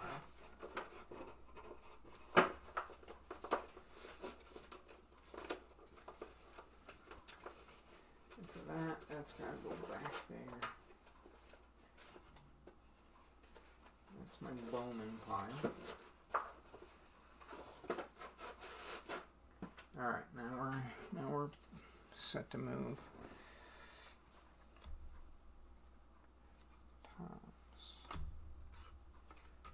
Oh, we're into Seattle. All right. There gonna be any good cards in here. I was hoping to find some good rookie cards in some of this. So I figure this guy's gotta have, whoever collected this box, gotta have picked up something good along the way.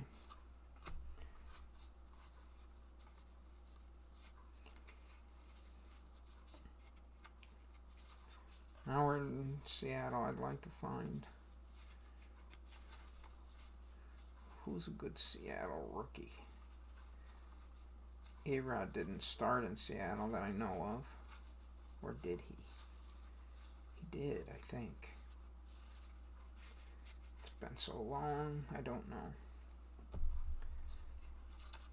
Robinson Cano was a big Seattle name, but he started off in New York.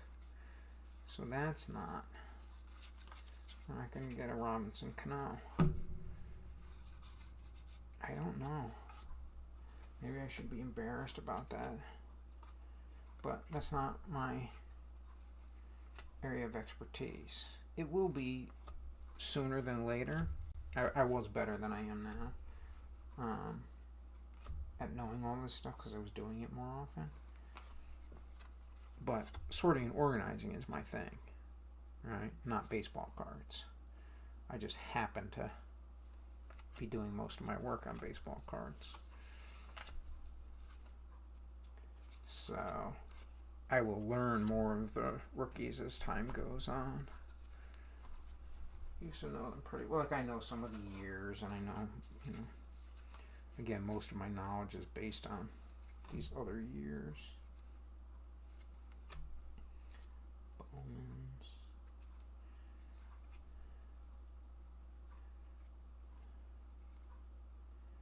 Is that another Bowman? That is another Bowman's best. This is another Bowman. And we got a nice little run on Bowman here.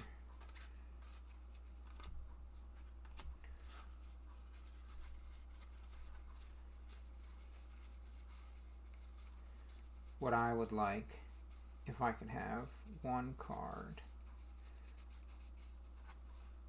if I was going to collect. Of course there's a run on Bowman. I'm grabbing all the Bowman stuff. Man, I'm a goon. I grabbed the wrong pile. I'm sorting stuff I already sorted. Okay. One card, if I were to start collecting again, that I would like to have is Mariano Rivera rookie card. 92 Bowman, I believe. He's wearing a hideous outfit. That was the one where they were all like in their khakis and stuff. I remember not liking. I wonder what it goes for. Let's check. Let's check to see how much it would cost me to get one. A 9, graded 9. That's going to be the rule. Because you have to shell a significant amount of money for a 10. Usually. You know what that is? Oh, Bowman Gold. I don't think I can check. I want to check, but my work area here is kind of blown up. Looks like we're into Dodgers now.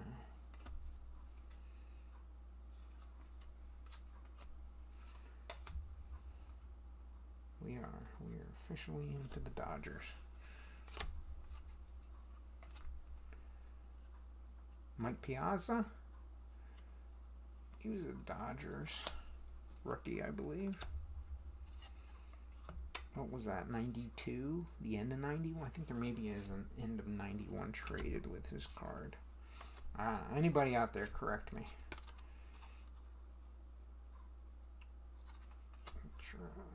What's this? This is regular Topps.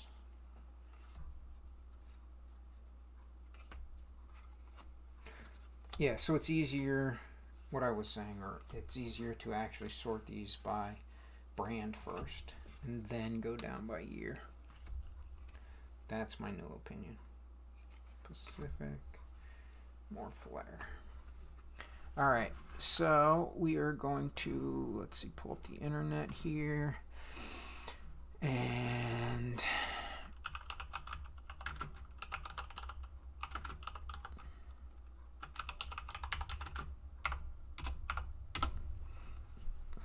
let's see, 92 Bowman.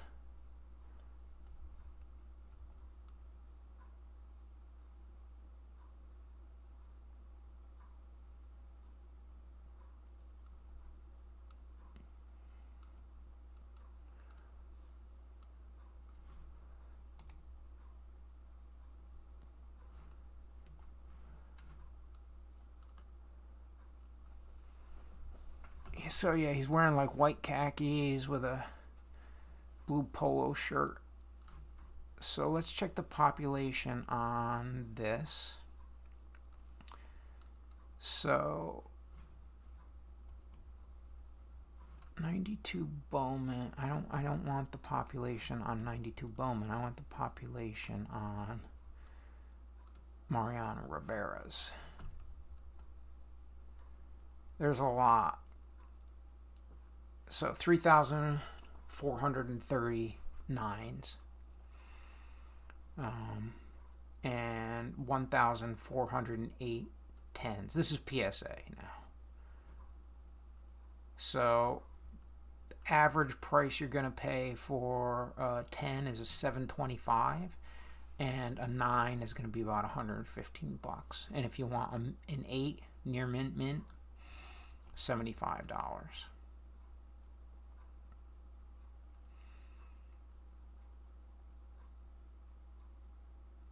I want one. Mariano Rivera was one of my favorite players. Used to love watching pitch.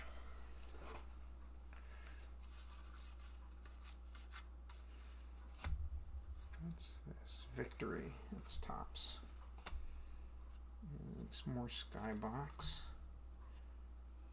What the heck is this again? Stadium Club.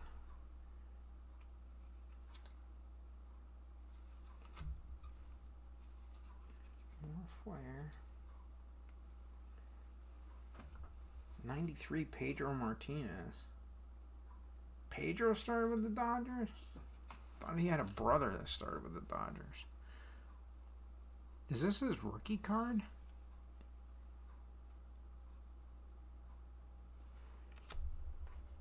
I thought Pedro was a...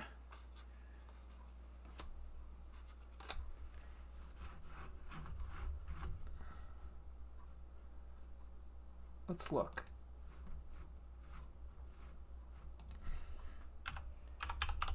Pedro Martinez RC. Yeah, 91 Upper Deck final. I was gonna say I knew it was early. I knew it was in a final set or a update or something like that. I think that's the same thing. 81. Yeah, that's my 81s. This was Donruss. 81 Donruss. What's that go for? $100, Gem Mint.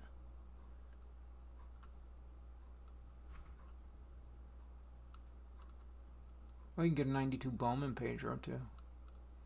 But again, still not really the rookie card. These are Leaf catch-all. This is Donruss.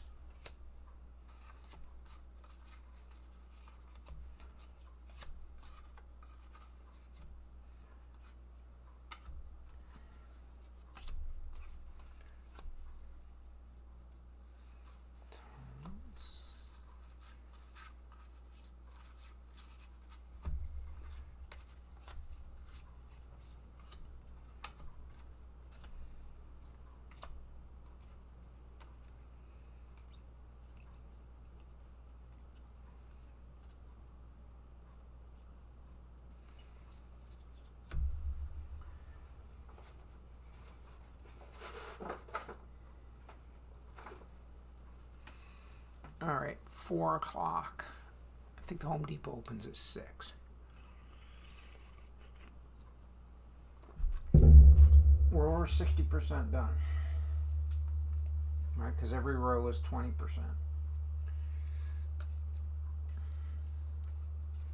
So I'm just going to keep on sorting.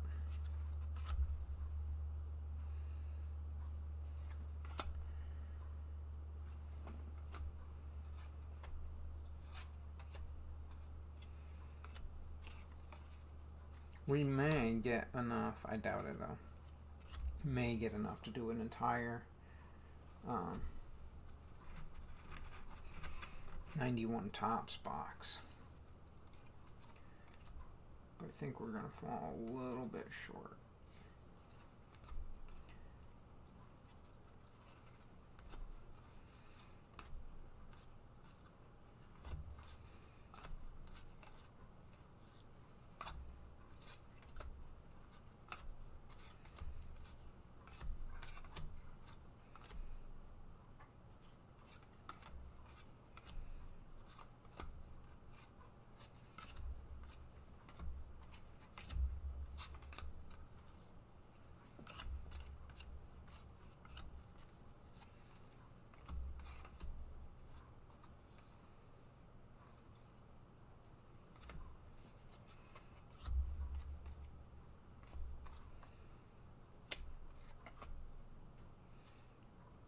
Try leaf, I think.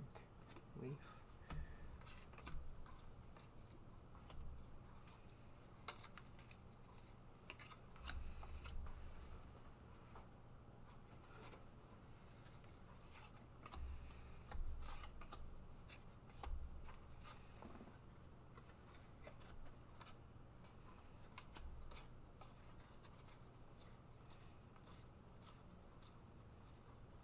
So the question is, how much should I pick up from the collector's friend today? I'm thinking of getting just a pile of triple shoes, because what I want to do is empty the triple shoes so I can use the triple shoes as my staging area. So if I get the racks that I want,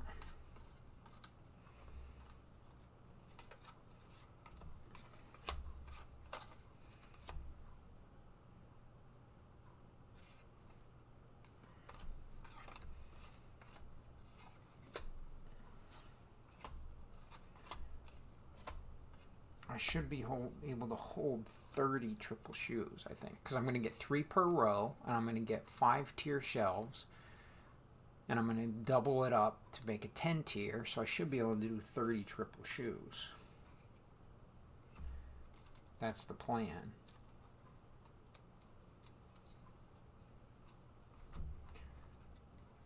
Because I'm going to need about 30 places to be staging all this stuff to rough sort. The rough sort comes first. This is the plan. Okay. The rough sort comes first into these sections of Fleer, Score, Upper Deck, whatever. After that, I just sort the whatever box into this arrangement. Fleer is here. That's Score Fleer. I think is going to get its own row now. Not its own row, but I think it's got to move rows. Well, maybe I will give it I'll put it in with this other miscellaneous stuff. That way I can get my Score and Upper Deck loaded in here.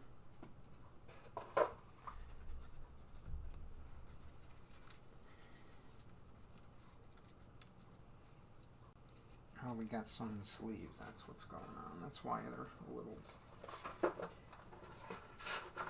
different. Not gonna. This is. We got going. We got too much again. Alright.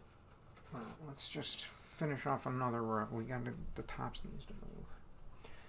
Alright, so like I was saying, we sort of break a box down by brand.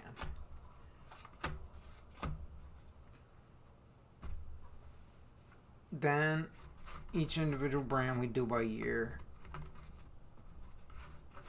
And then it goes into the triple shoe with its corresponding year. After that, as we're breaking more and more boxes down,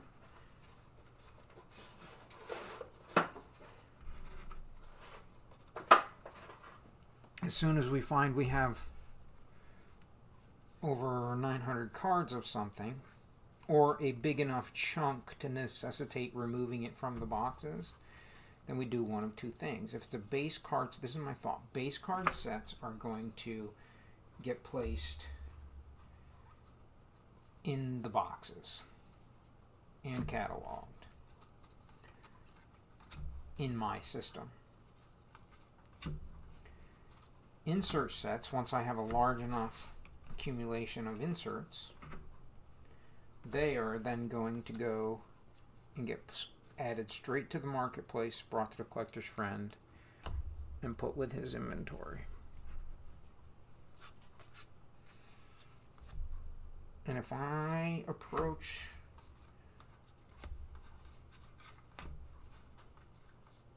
it in this way, catch all because I didn't have enough, I believe I'm going to be able to do more.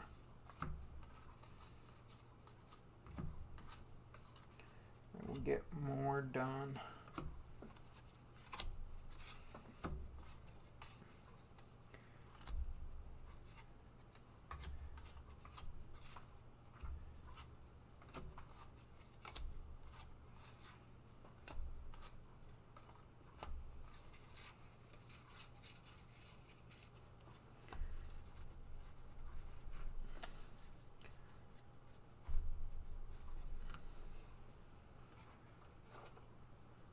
So I think what I should do is I should pick up 10 triple shoes from the collector's friend today if I get my boxes all, or if I get my racks and everything set up the way that I want to. I think that's Bowman. Bowman. Topps.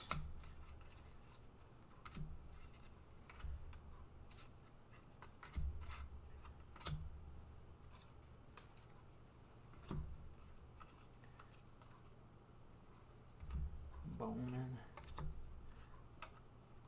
And this is a little newer. We'll run on new stuff here. What's this? Topps Victory. Topps Total. More Omega.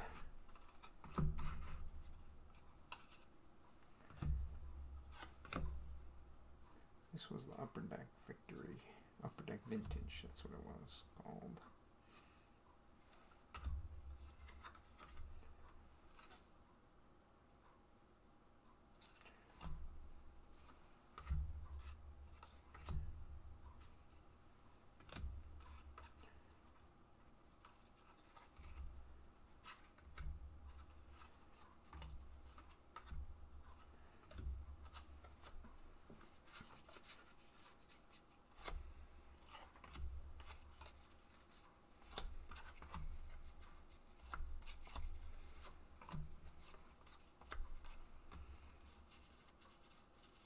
There are a lot of those Score Superstar cards. Did that come in a separate pack, or were they just inserts in 90 Score packs? I didn't buy, I don't know if I bought any 90 Score. I bought a ton of 91 Score in packs. That's a Stadium? No, that's a Ted Williams jammy.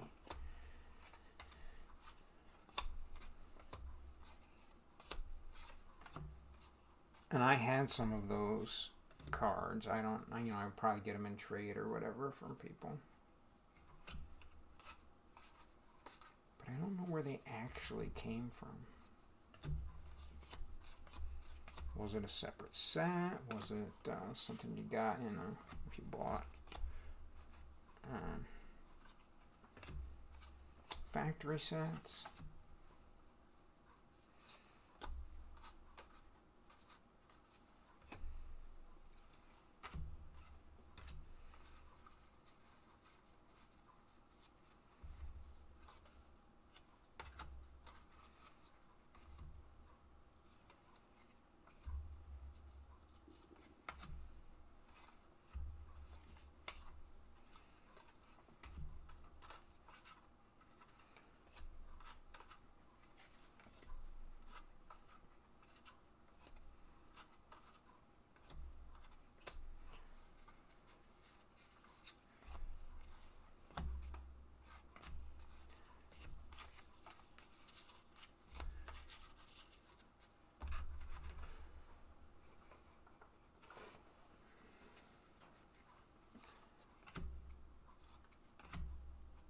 Braves now. What is it? More Fleer.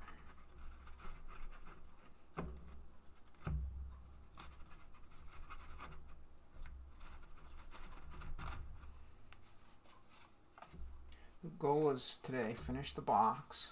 I'm saying half an hour, maybe.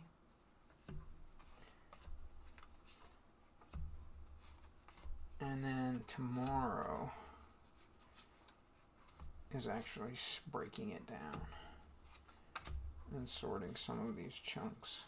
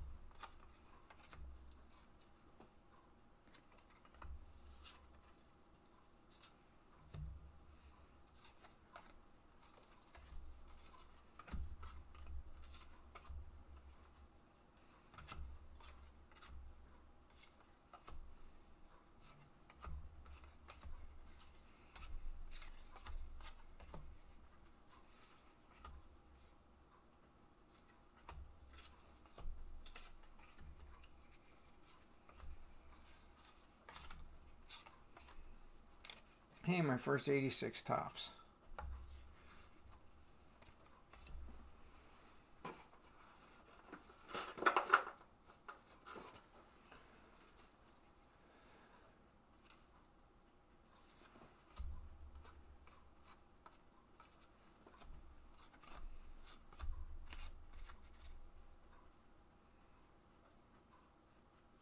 That's 88. I think that's Ultra.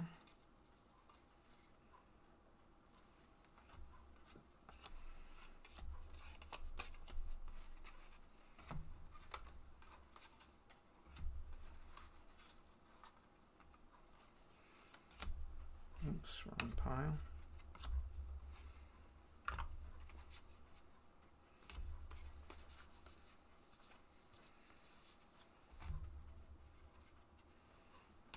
Yeah.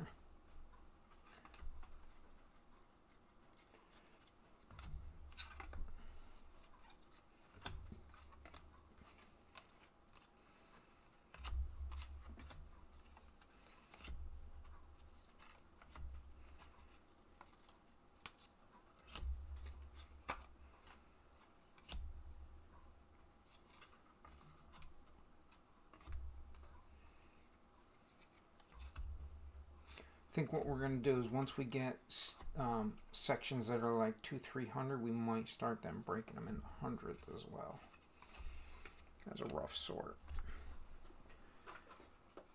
So each time I go through a box, let's say I get 300 more tops, it's not worth it to completely sort it because then you have to do intertwining. Intertwining is very inefficient.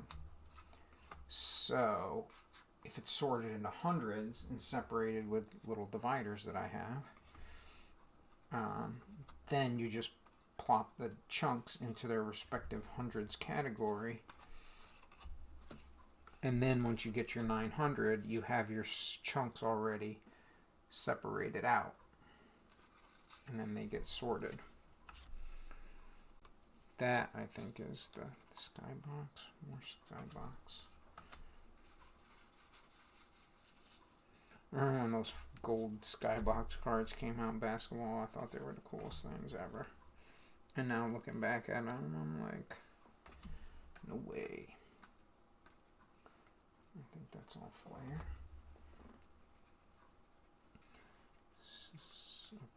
deck.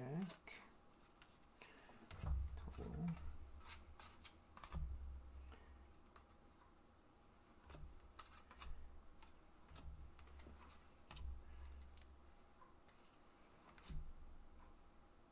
And you are Fleer.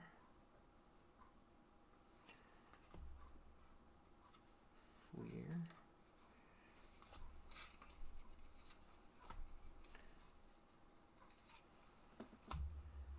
I don't know about this one. 79. So we're good there. Alright. Donruss. Alright, 80%. We are at 80%. Now the tops has got to move.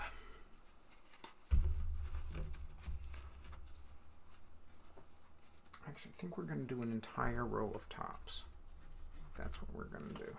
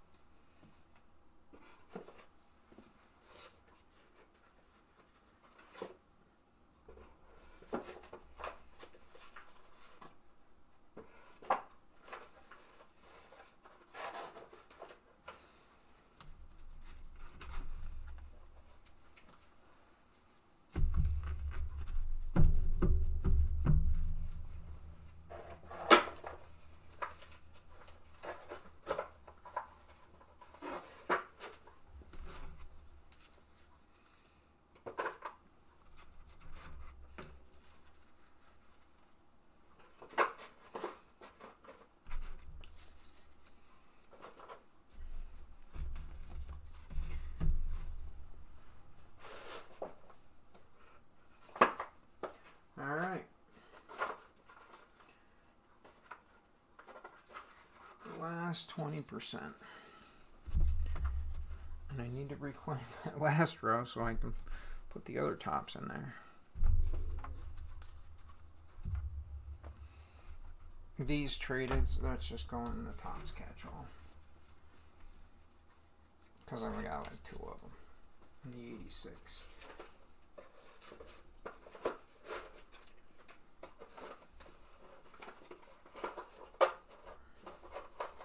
And then I get these little pins. Don't like little pins and things. Don't like it at all.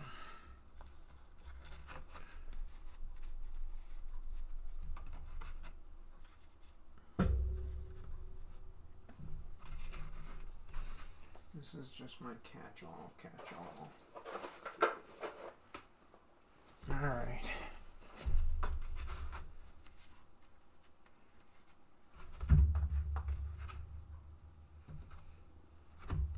Doing well.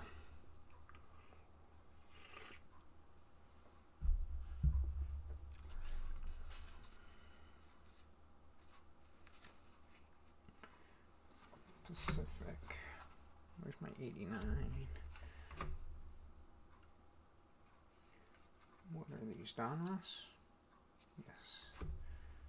Fleer? Nope, Donruss. Score. 90 is here.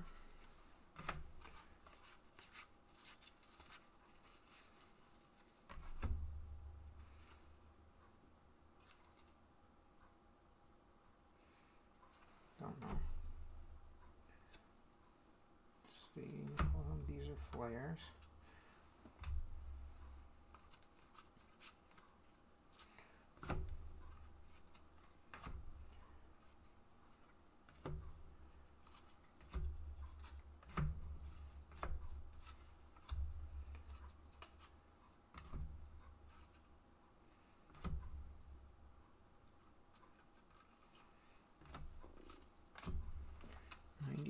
Three. Skybox. 3 rookies. Interesting.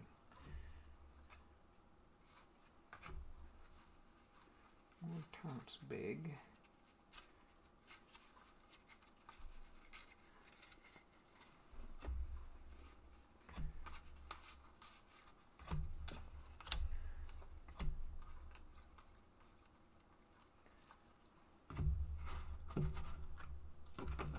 So I was talking to a friend at work the other day. We were pretty much talking about how we were disgruntled with our jobs and we wanted to do something else. And the question was, well, what else could we do? And I got talking about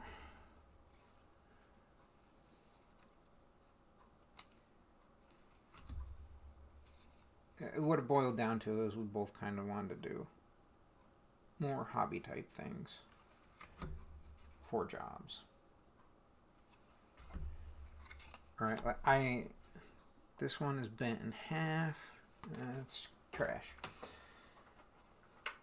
I want to sort and organize stuff for a living. I don't know if that's doable by myself as my own business. I'm absolutely positive that there's a market out there for people like me that sort and organize things. It's just, do I try to find somebody who's looking for those skills, and how long would it take me? And do I actually want to work for somebody else? I'd hate to, leave the job I have now and get into something worse that I couldn't stand. That wouldn't be very helpful. So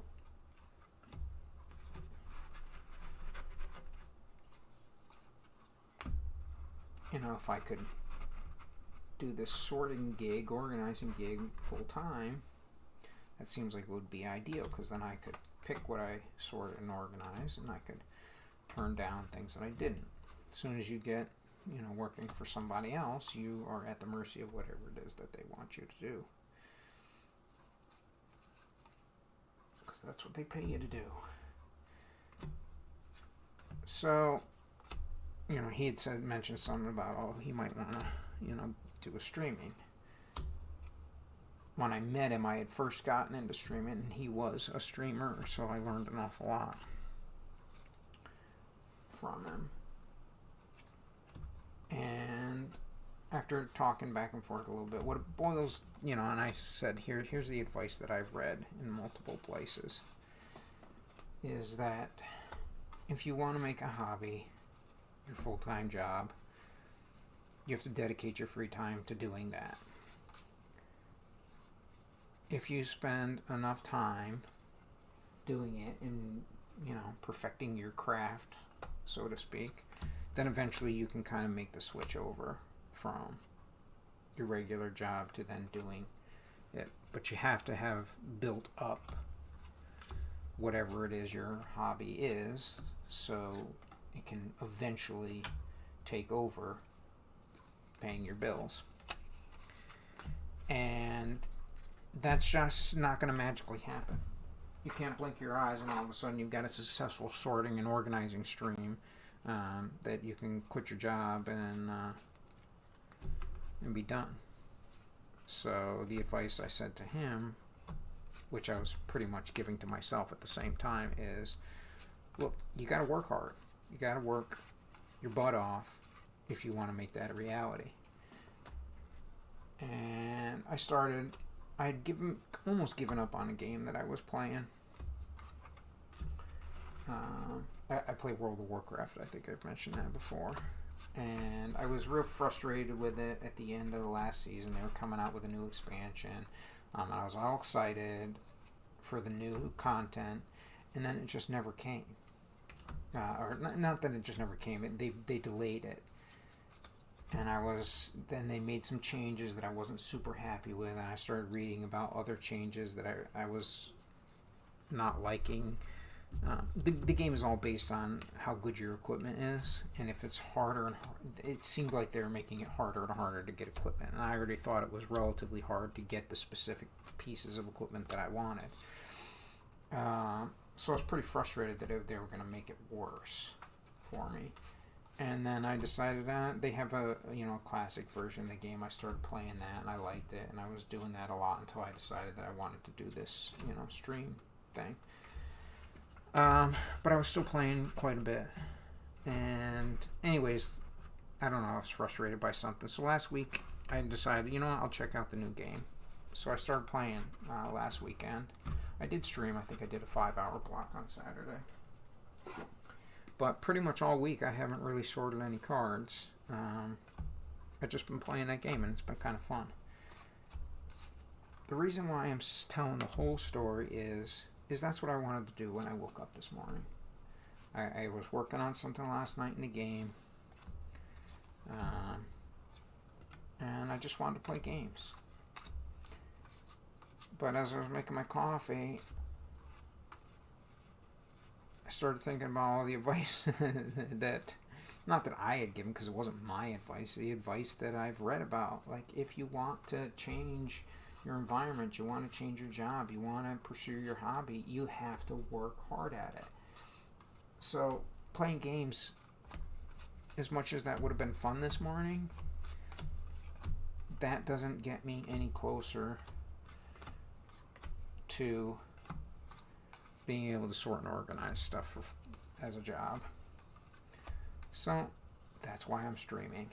I'm following my own advice. If I want to do this, I gotta stream. And so I'm streaming. Is anybody watching? I don't think so. I don't think anybody ever watches. But this is practice for when people do start to watch.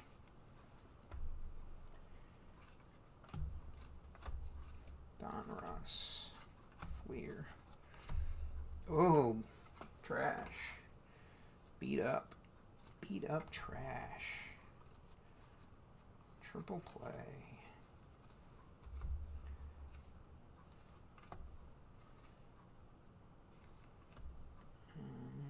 More Fleer. What am I in now? Cardinals.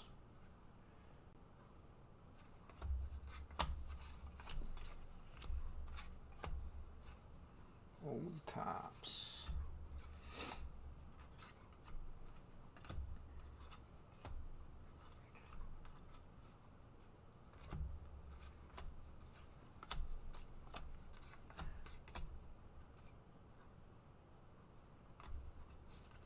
Let's score.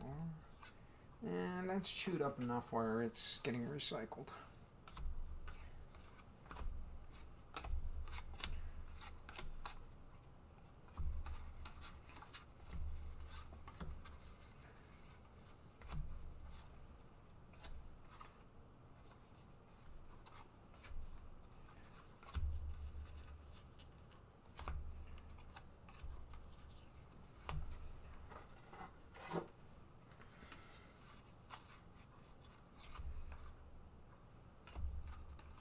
Top's big. Who thought up the idea of big cards? Whoever they are, they need to be fired. Top's big, 1989 Bowman. Not a good idea. I don't like small stuff either, so whoever came up with that idea, they're fired too. Although it's like a gimmick, right? It probably made a decent chunk of money at one point in time because it was new and novel. But really all it did was cause a gigantic nightmare for anybody who sold storage supplies. Well, not for them. It probably created an opportunity for them as well. But it's like all of a sudden now you got all this stuff, and how do you store it? Because your conventional methods, fold it in half, recycle.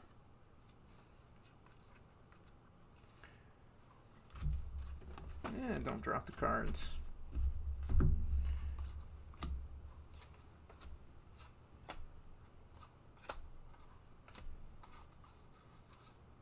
$78, $79, $80. Trying to get it so I need to print this stuff on my memory so I know when I see the cards what year they are by looking at the backs of them. Gotta get better.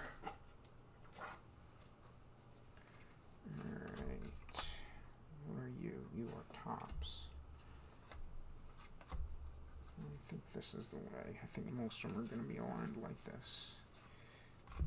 Yep. Score. I think that's Donruss. Good chunk of Donruss. Ooh.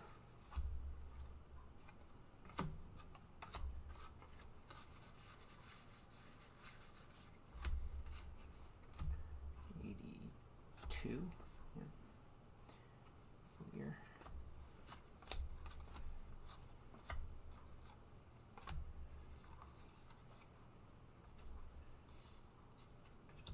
Upper deck's easy to pick out because of the hologram.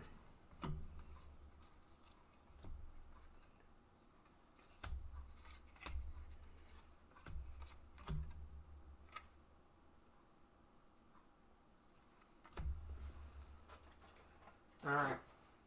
We're at almost 90% of this box. Oh, we're into Yankees. That's what we're into now.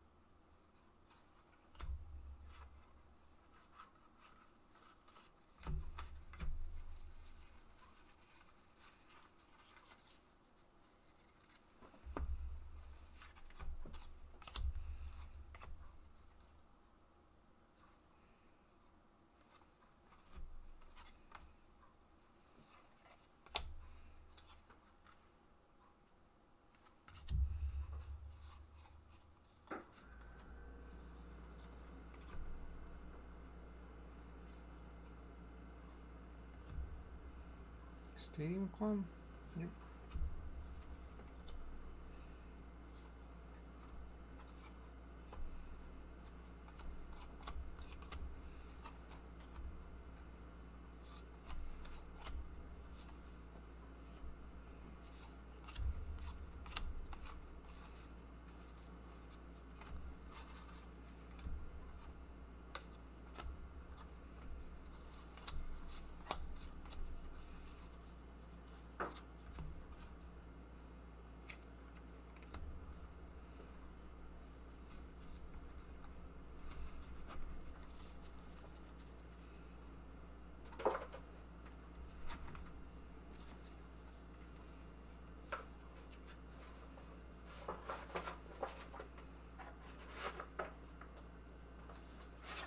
Alright. I've got do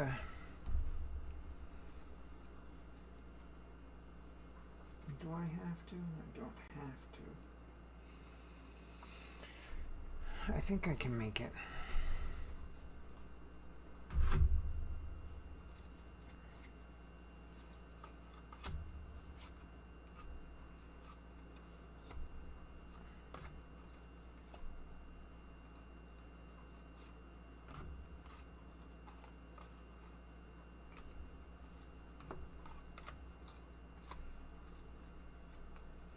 These piles are huge, though.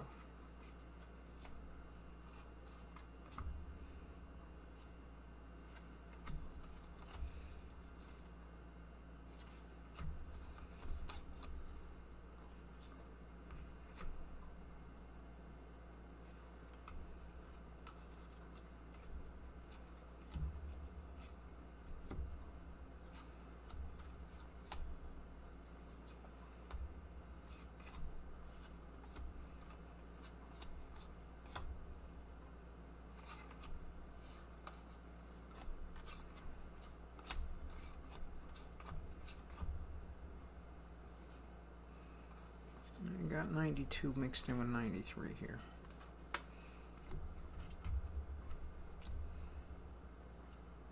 Score. Donruss.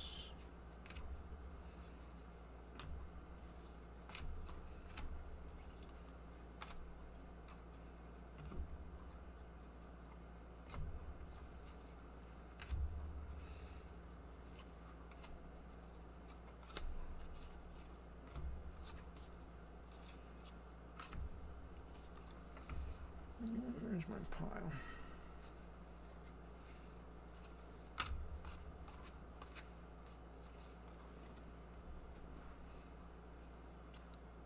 Pinnacle.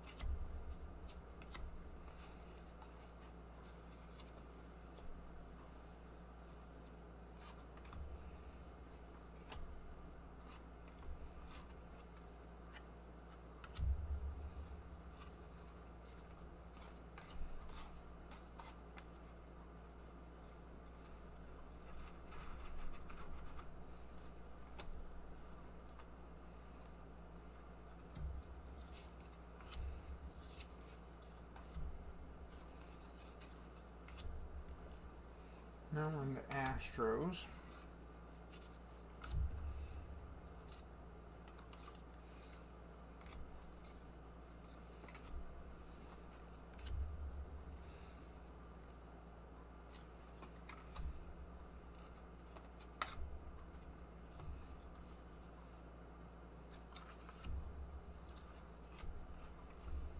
And this is the last chunk. This is it. And we have gotten 5,000 cards rough sorted.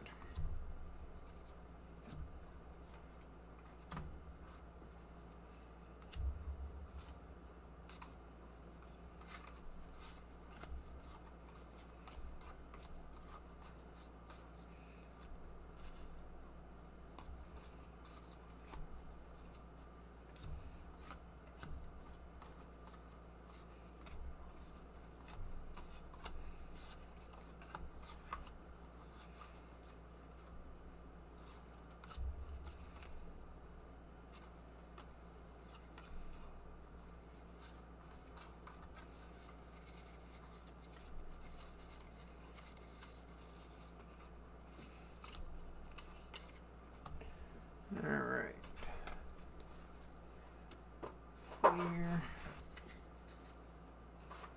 Bowman, Miscellaneous Tops.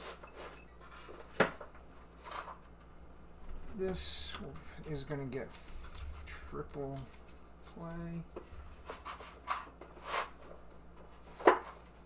and flare, just because it's about the right size to fill all the space, not for any other reason. Score.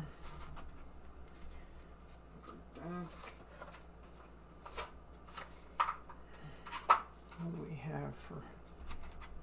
Can Topps Big fit in here? I think it can. It does. Bowman Donruss. Donruss is a pretty good chunk. We got more Donruss than Fleer. That's for sure.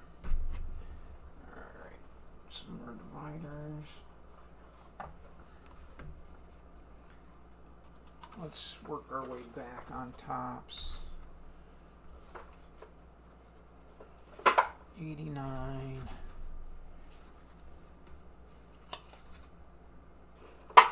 88. Will all the 87s fit in there?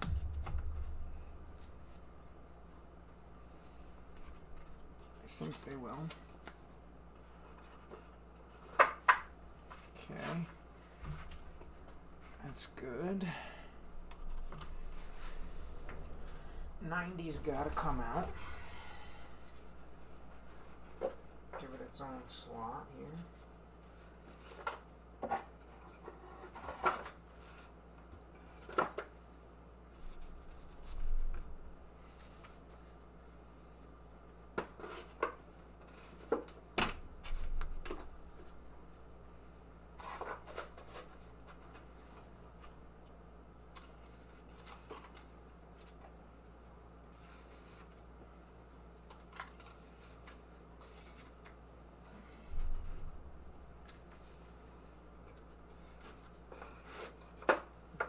Fours,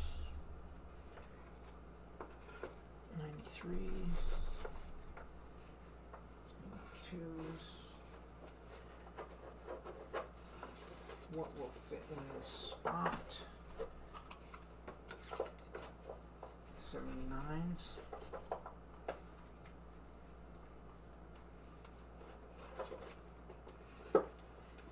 Maybe 78s as well. Maybe. Yep.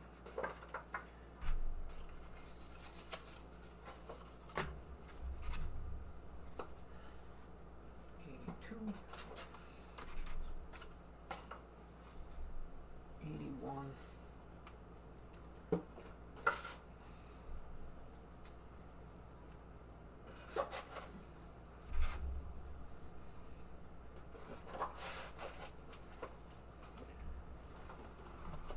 And 1980.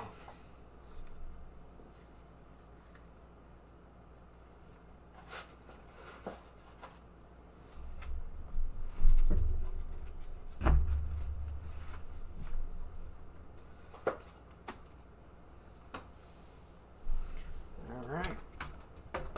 It's dirty. You know, let's get these Bowman things in there. We'll just put this with the Bowman. If it'll fit. It will. Just to get it off my desk.